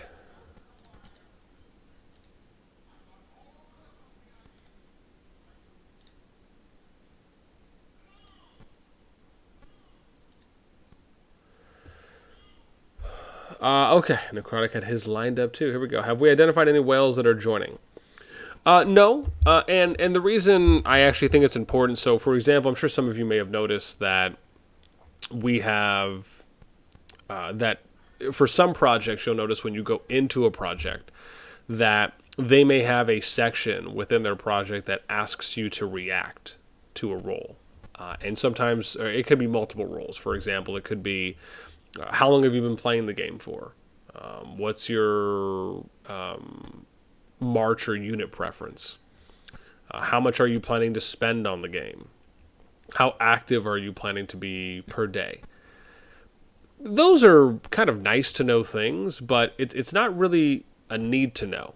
And I actually think that those things can really be a little bit more detrimental because it almost kind of like sets up these expectations that you have because people can kind of go back and refer to those. In addition to specifically touch on the spending portion, is that there's no guarantee that someone is going to spend an amount of money that they select that they're to say that they're going to spend, right? The only way you can confirm anyone who spends is you have to wait till you actually make the accounts. Once you make the accounts, and then if any of the people that are spending are in alliances, and you see that there are, for example, chests that are being purchased, right? That's a pretty obvious indication that these people are spending money. When you get into Final Kingdom, if you pay attention to who's getting up on the alliance power, or not the alliance, but the individual power boards, leaderboards, that's another indication of, right, when the event is, I think it's I guess in short, the power event. But if you can still look at leaderboards on the power event, you could see who is going up. And then you're able to also use that as a way to gauge, okay, well, maybe who's spending a little bit of money here, who's spending money in MGEs because they're increasing power, right? There's ways to gauge and to figure out who is spending money. But as far as do we know if there's any whales in the product, I just don't really look for those, right? I mean, we distribute players evenly, and we let everyone know up front that if you plan to spend money, right, and you enjoy playing the game, the way that we're doing things in our kingdom is we're going to redistribute people that are potential rally leaders or spenders that could be rally leaders, so we can have good balance across the board. When you have good balance and you have a balance of power and a balance of representation at different levels and alliances, you have a much higher quality ecosystem to operate in.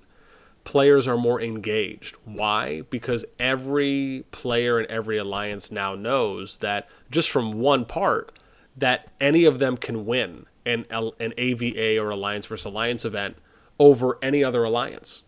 And it creates a friendly competition. And because of that, just in this one area, players will be more motivated to participate, to invest more than just the bare minimum into events.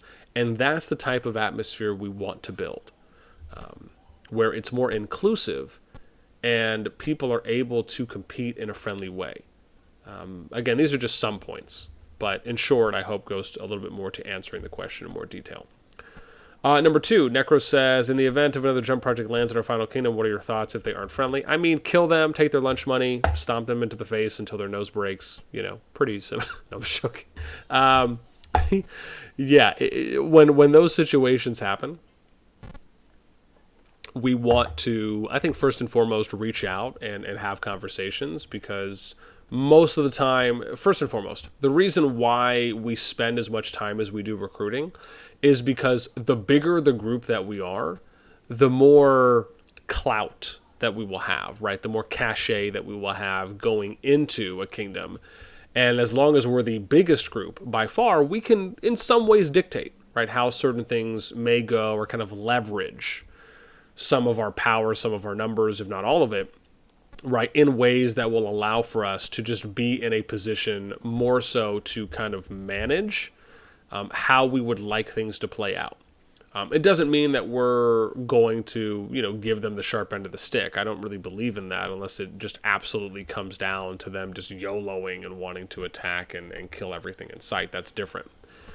However, communicating with projects, reaching out to leaders initially within the first couple days, and then again, maybe the first week or two, that's one of the best ways that we can invest early into building relationships with leads, alliances, and then establishing good rapport, and then having a good sustainable relationship because we've reached out, we're communicating, we're not coming off as hostile. These are things that you can do to be viewed in a better light when you go into a kingdom.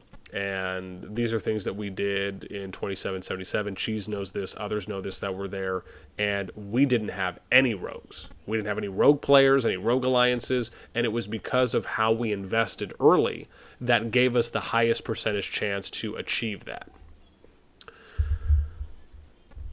Sorry, let me get to the next one here.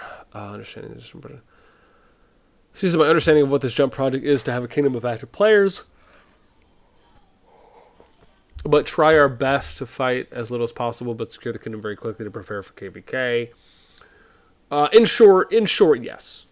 In the fewest words, yes. Number 4, can you elaborate on your war and kingdom security beliefs? I feel like I might have just briefly answered that, but if I didn't, please let me know. Number 6. Number 5, we're KVK focused. Yes, we are. Probably more so than any other kingdom. Just purely based on the level of preparation. And vision, I should say. Number 6, have you researched the art of war and the prince for leadership wisdom they offer?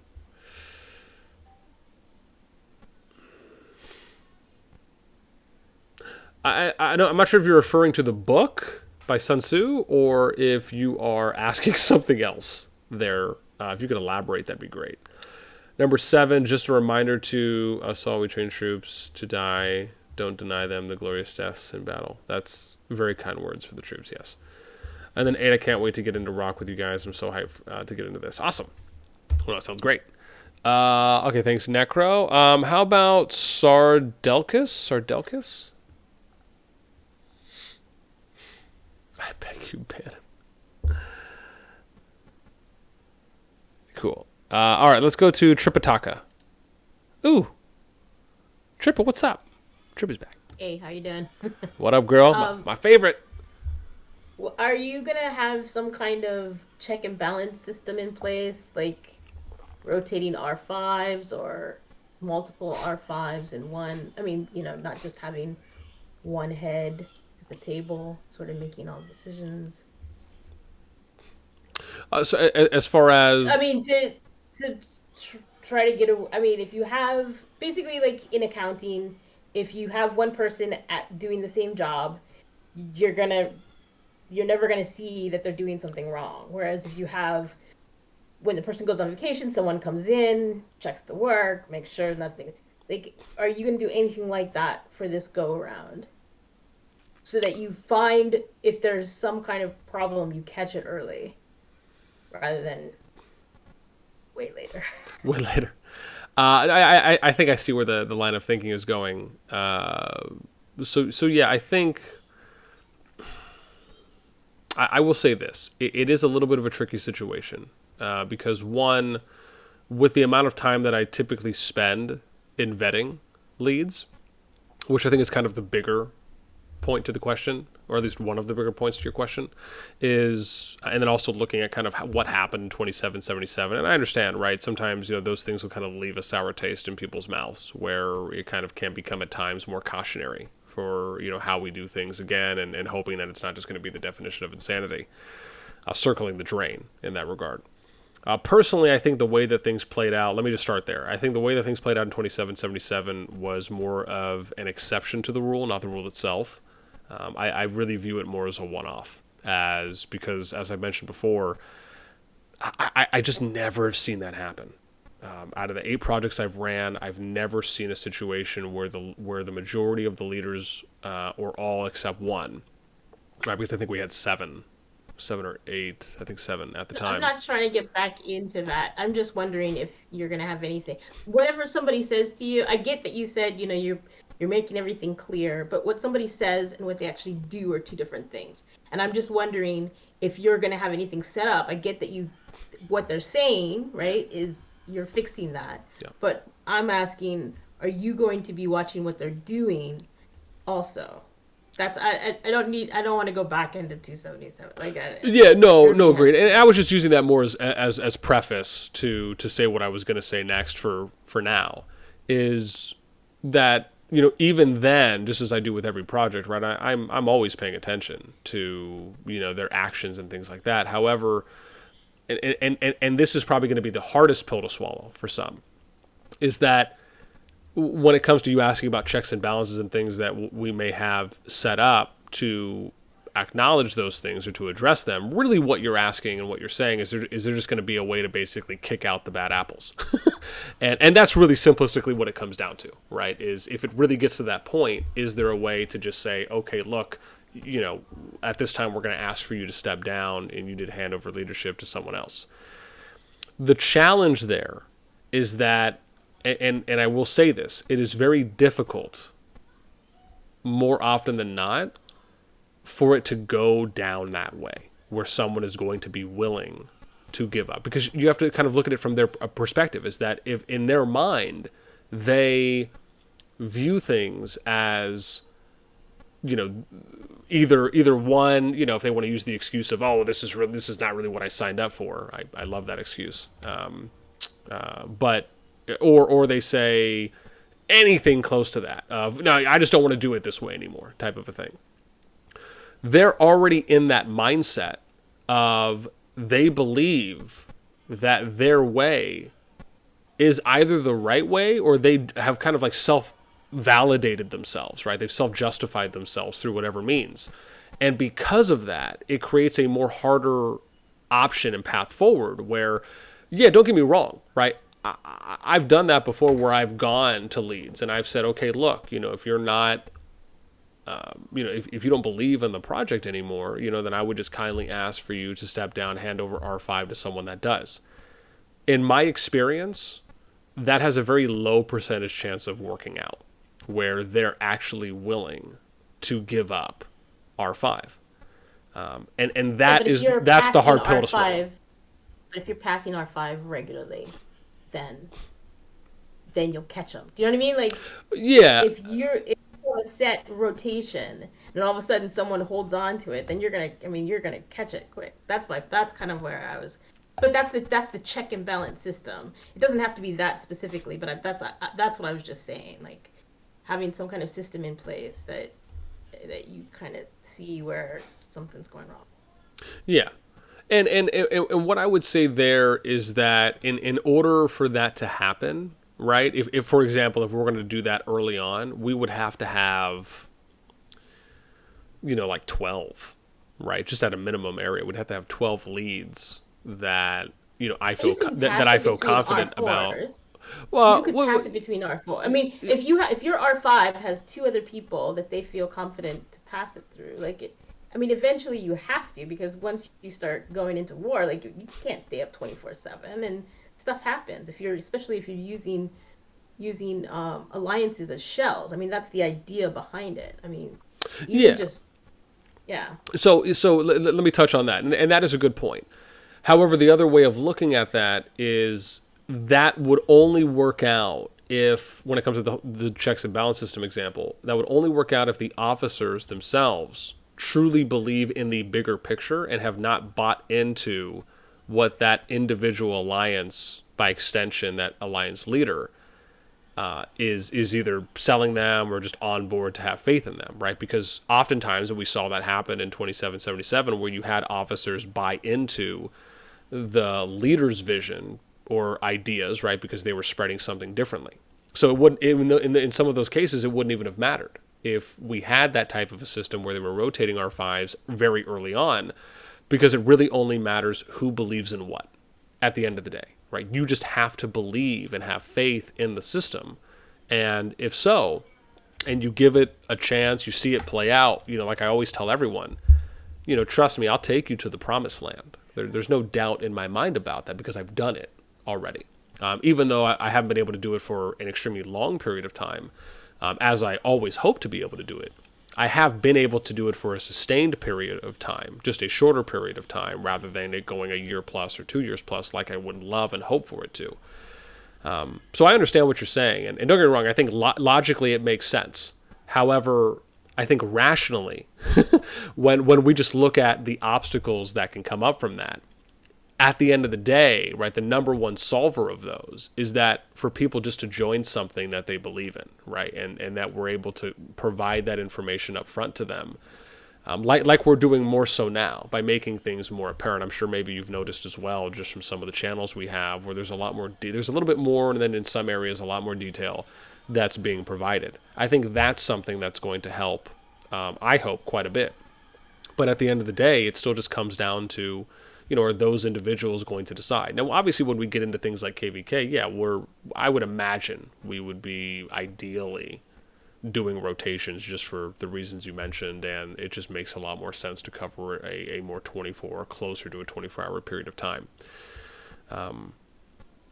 But yeah, I just, again, I understand what you're saying, and I agree with it at face value, 100%.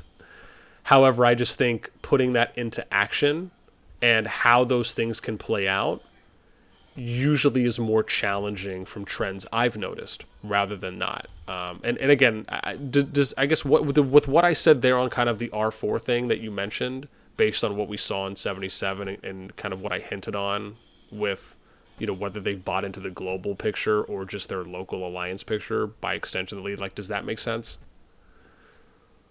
No, I mean, I think that people feel like, I think especially R5s feel like they own, they take ownership of that alliance. And I think what a lot of concepts going into it is that nobody owns an alliance, right? I mean, you kind of do because you have control over it, but the idea is that, again, it's a shell. It's not owned by one person, but you have one or two people who are R5s of the top two alliances. Yeah, they're going to feel power hungry and want more power. And that just, it happens. And I've jumped so many times. It happens every time.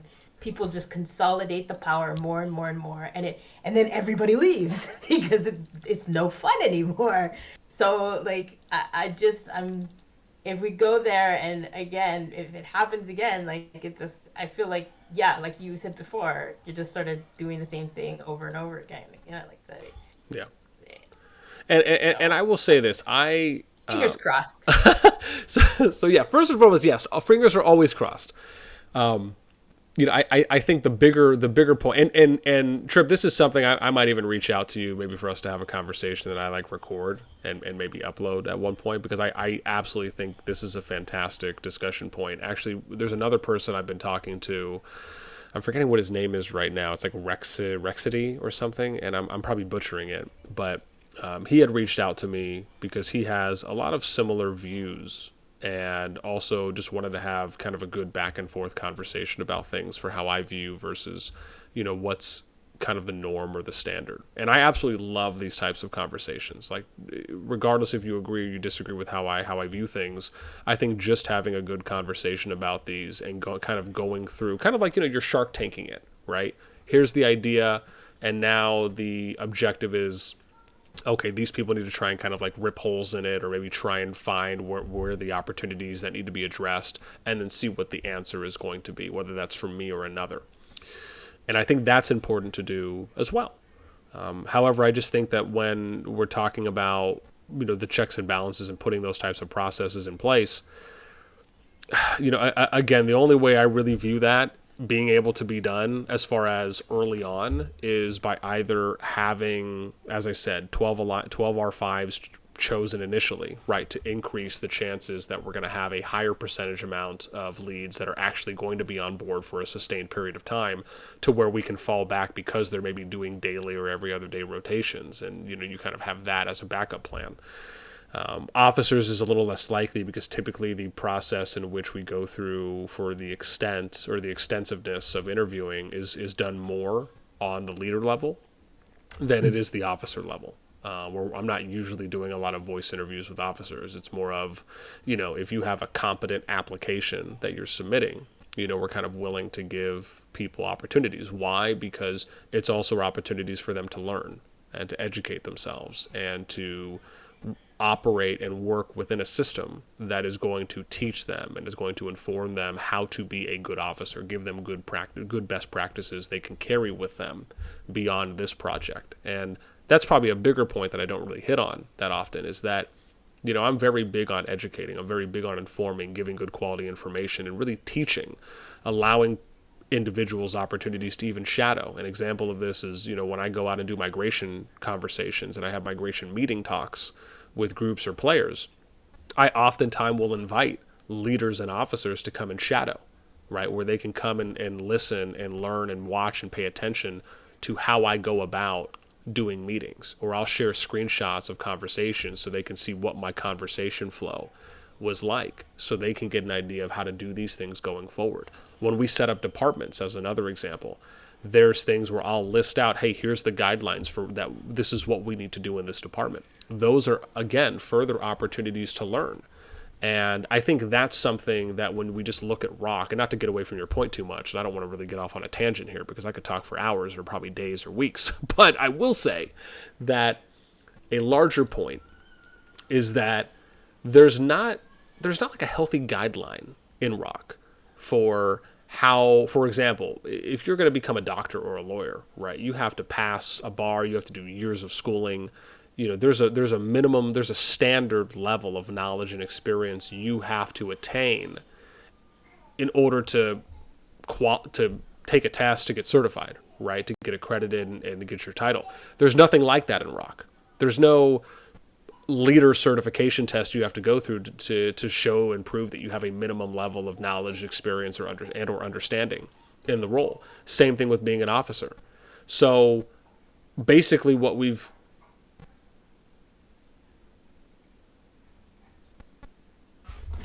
Oh, one sec, hang on.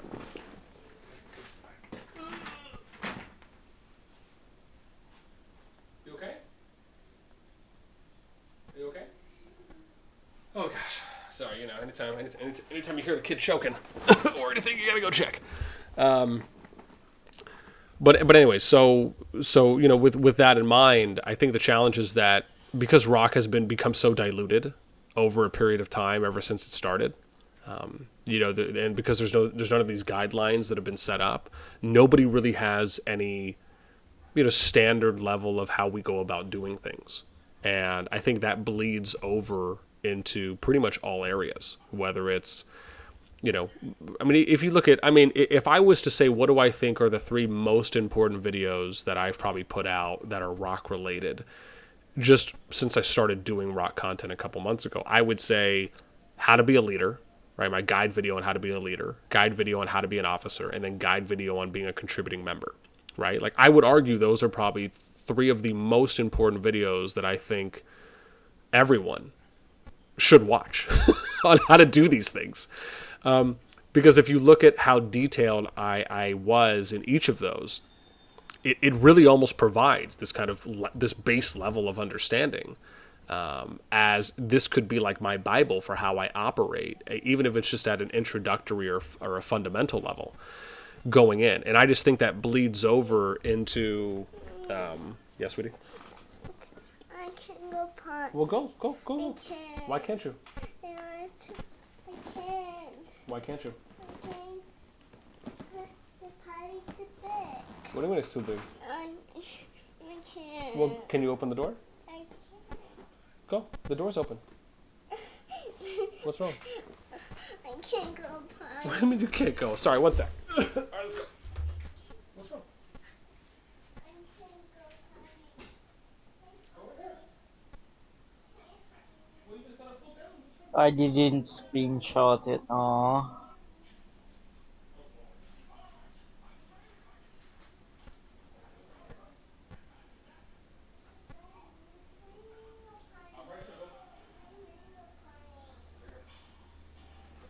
Yo, what's up, good? What's up? Oh my god, I can't English. What's up, fam? Hello. Hello.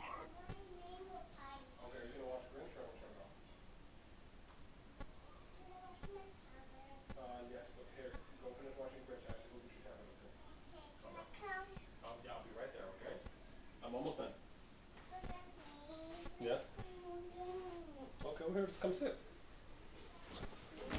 Come on.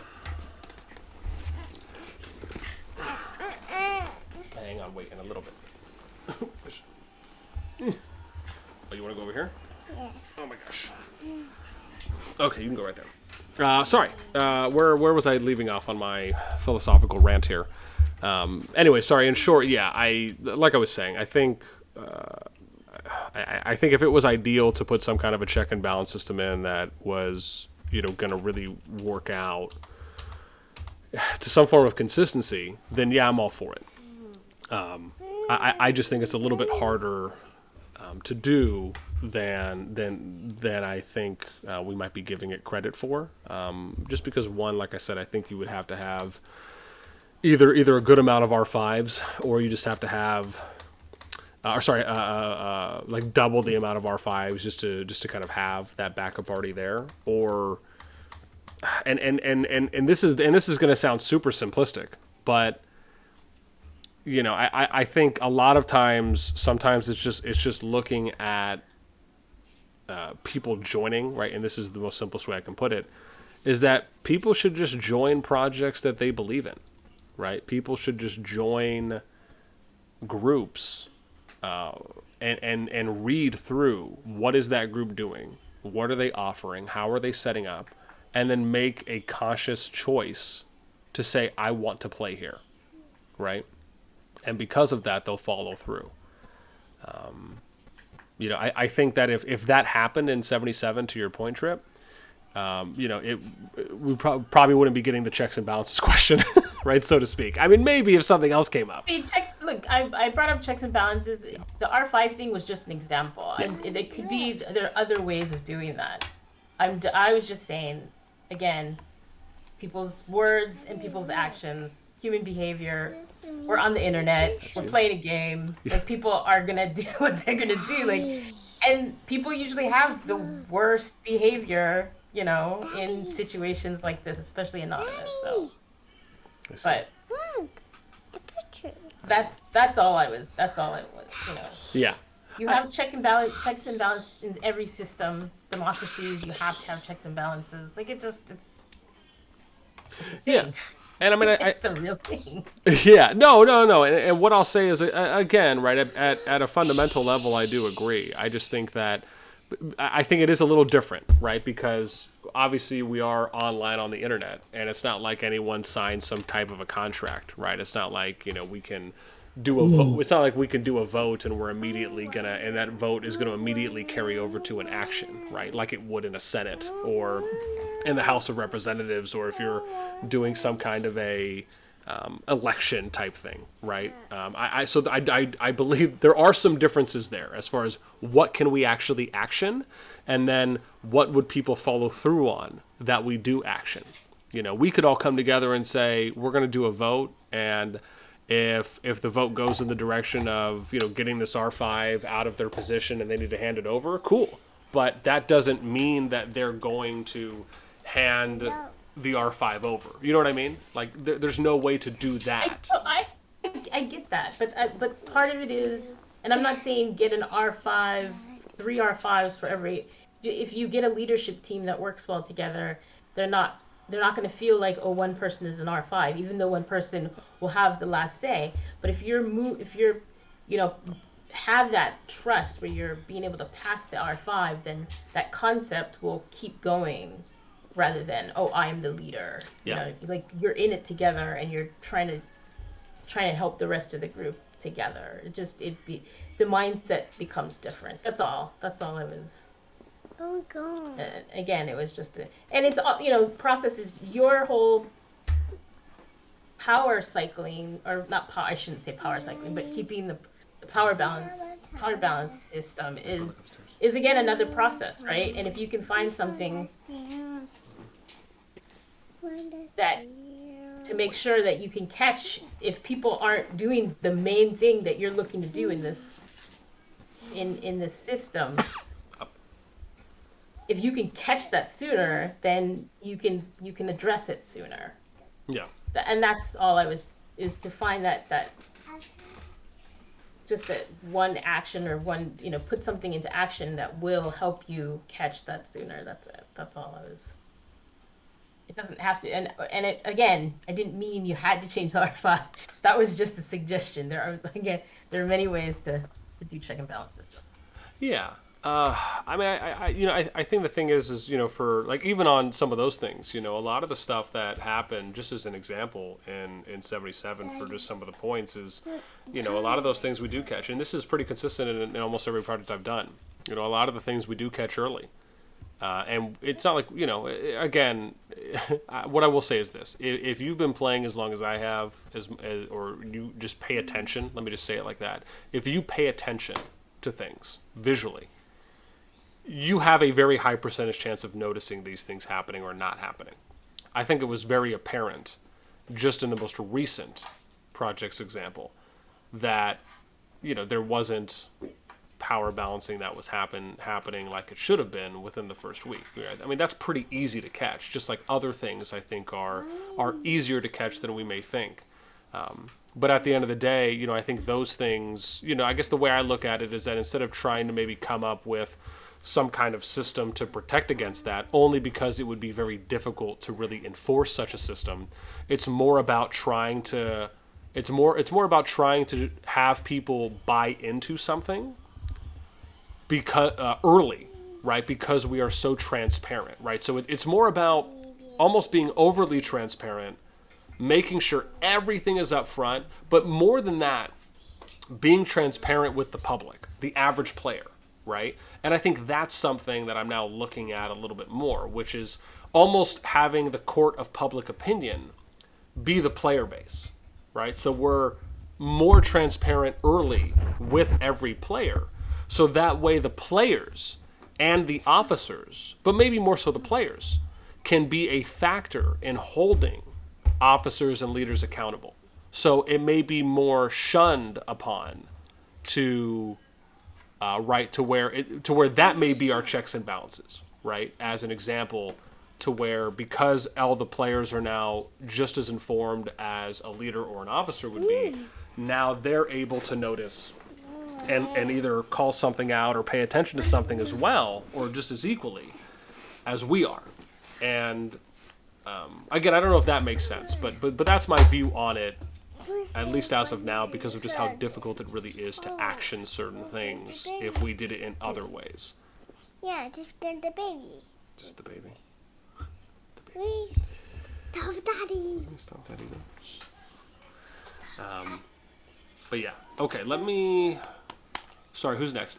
Vinny World and then Cloud. You guys are the last, and then I'm gonna cut this off because we're already at 2 hours. I wasn't expecting to go that long. Excuse me. A donut.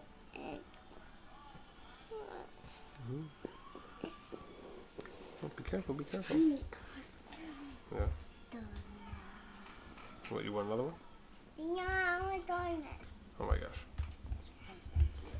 Okay, hang on. Daddy's got 2 more questions to answer, and then we're gonna.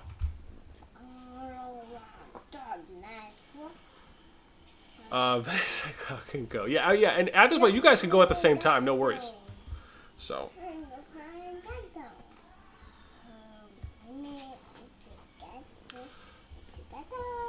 Ooh.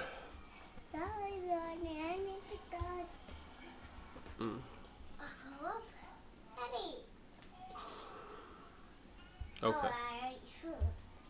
Yeah, Necro, send me the links if that's what you were talking about.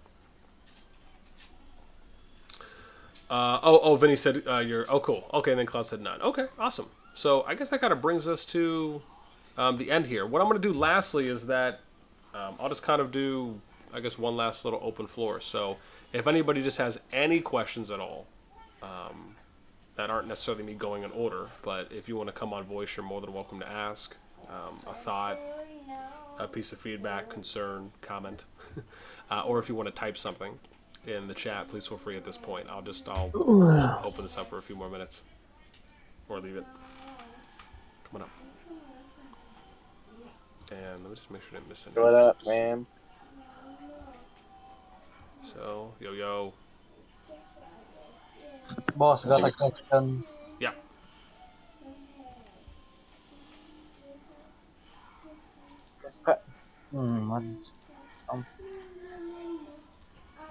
Connect meeting. Can I have 16 to 80 questions? Because I'm gonna get all of them up. Can I ask like 16 to 18? Oh, yeah, 80 questions. Oh, you mean for like next meeting? Yes, I'm gonna think of more questions for next meeting. Can I go up to like 80? Sure. Yeah. I mean, if they're relevant questions, then sure. Yeah, it's about the jump. So yeah, Yeah.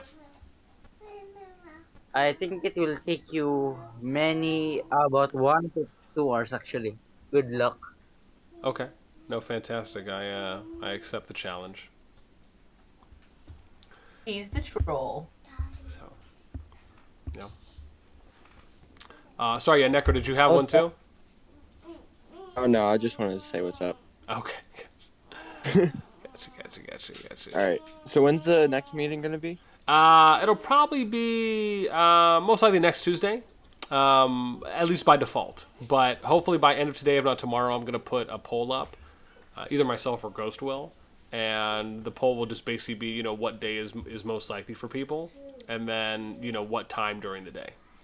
We'll probably do that within like a 2 or 3 hour window block, and then people can just answer, and then we'll again, if we get enough responses across the next couple days, we'll try and set the next meeting up for that time. Is Ghost in a jumper project right now? I might know him. No, he's not. Or is it's a very common name It though. is. It is. Yeah, you can find him on this server. You can just like search and Yeah. type on the search bar on the top right, Ghost, and he'll come up if you're looking for like what his profile is to see if you might know him from something else. Okay. Yeah. Yeah, from my old jumper project. But yeah. All right. But yeah. All right, See you, guys fan. and gals. Well, I'm at about almost 2 hours and 15 minutes now, so I appreciate everyone sticking around, and was happy to see we ended up peaking at I think 25, maybe 26 at one point. So I think really good showing for the first turnout. And hopefully we can keep building on that as we end up getting some more people in, and maybe even finding a more favorable time if there ends up being one outside of this time for start or close to it. Again, I'm going to go ahead and turn off the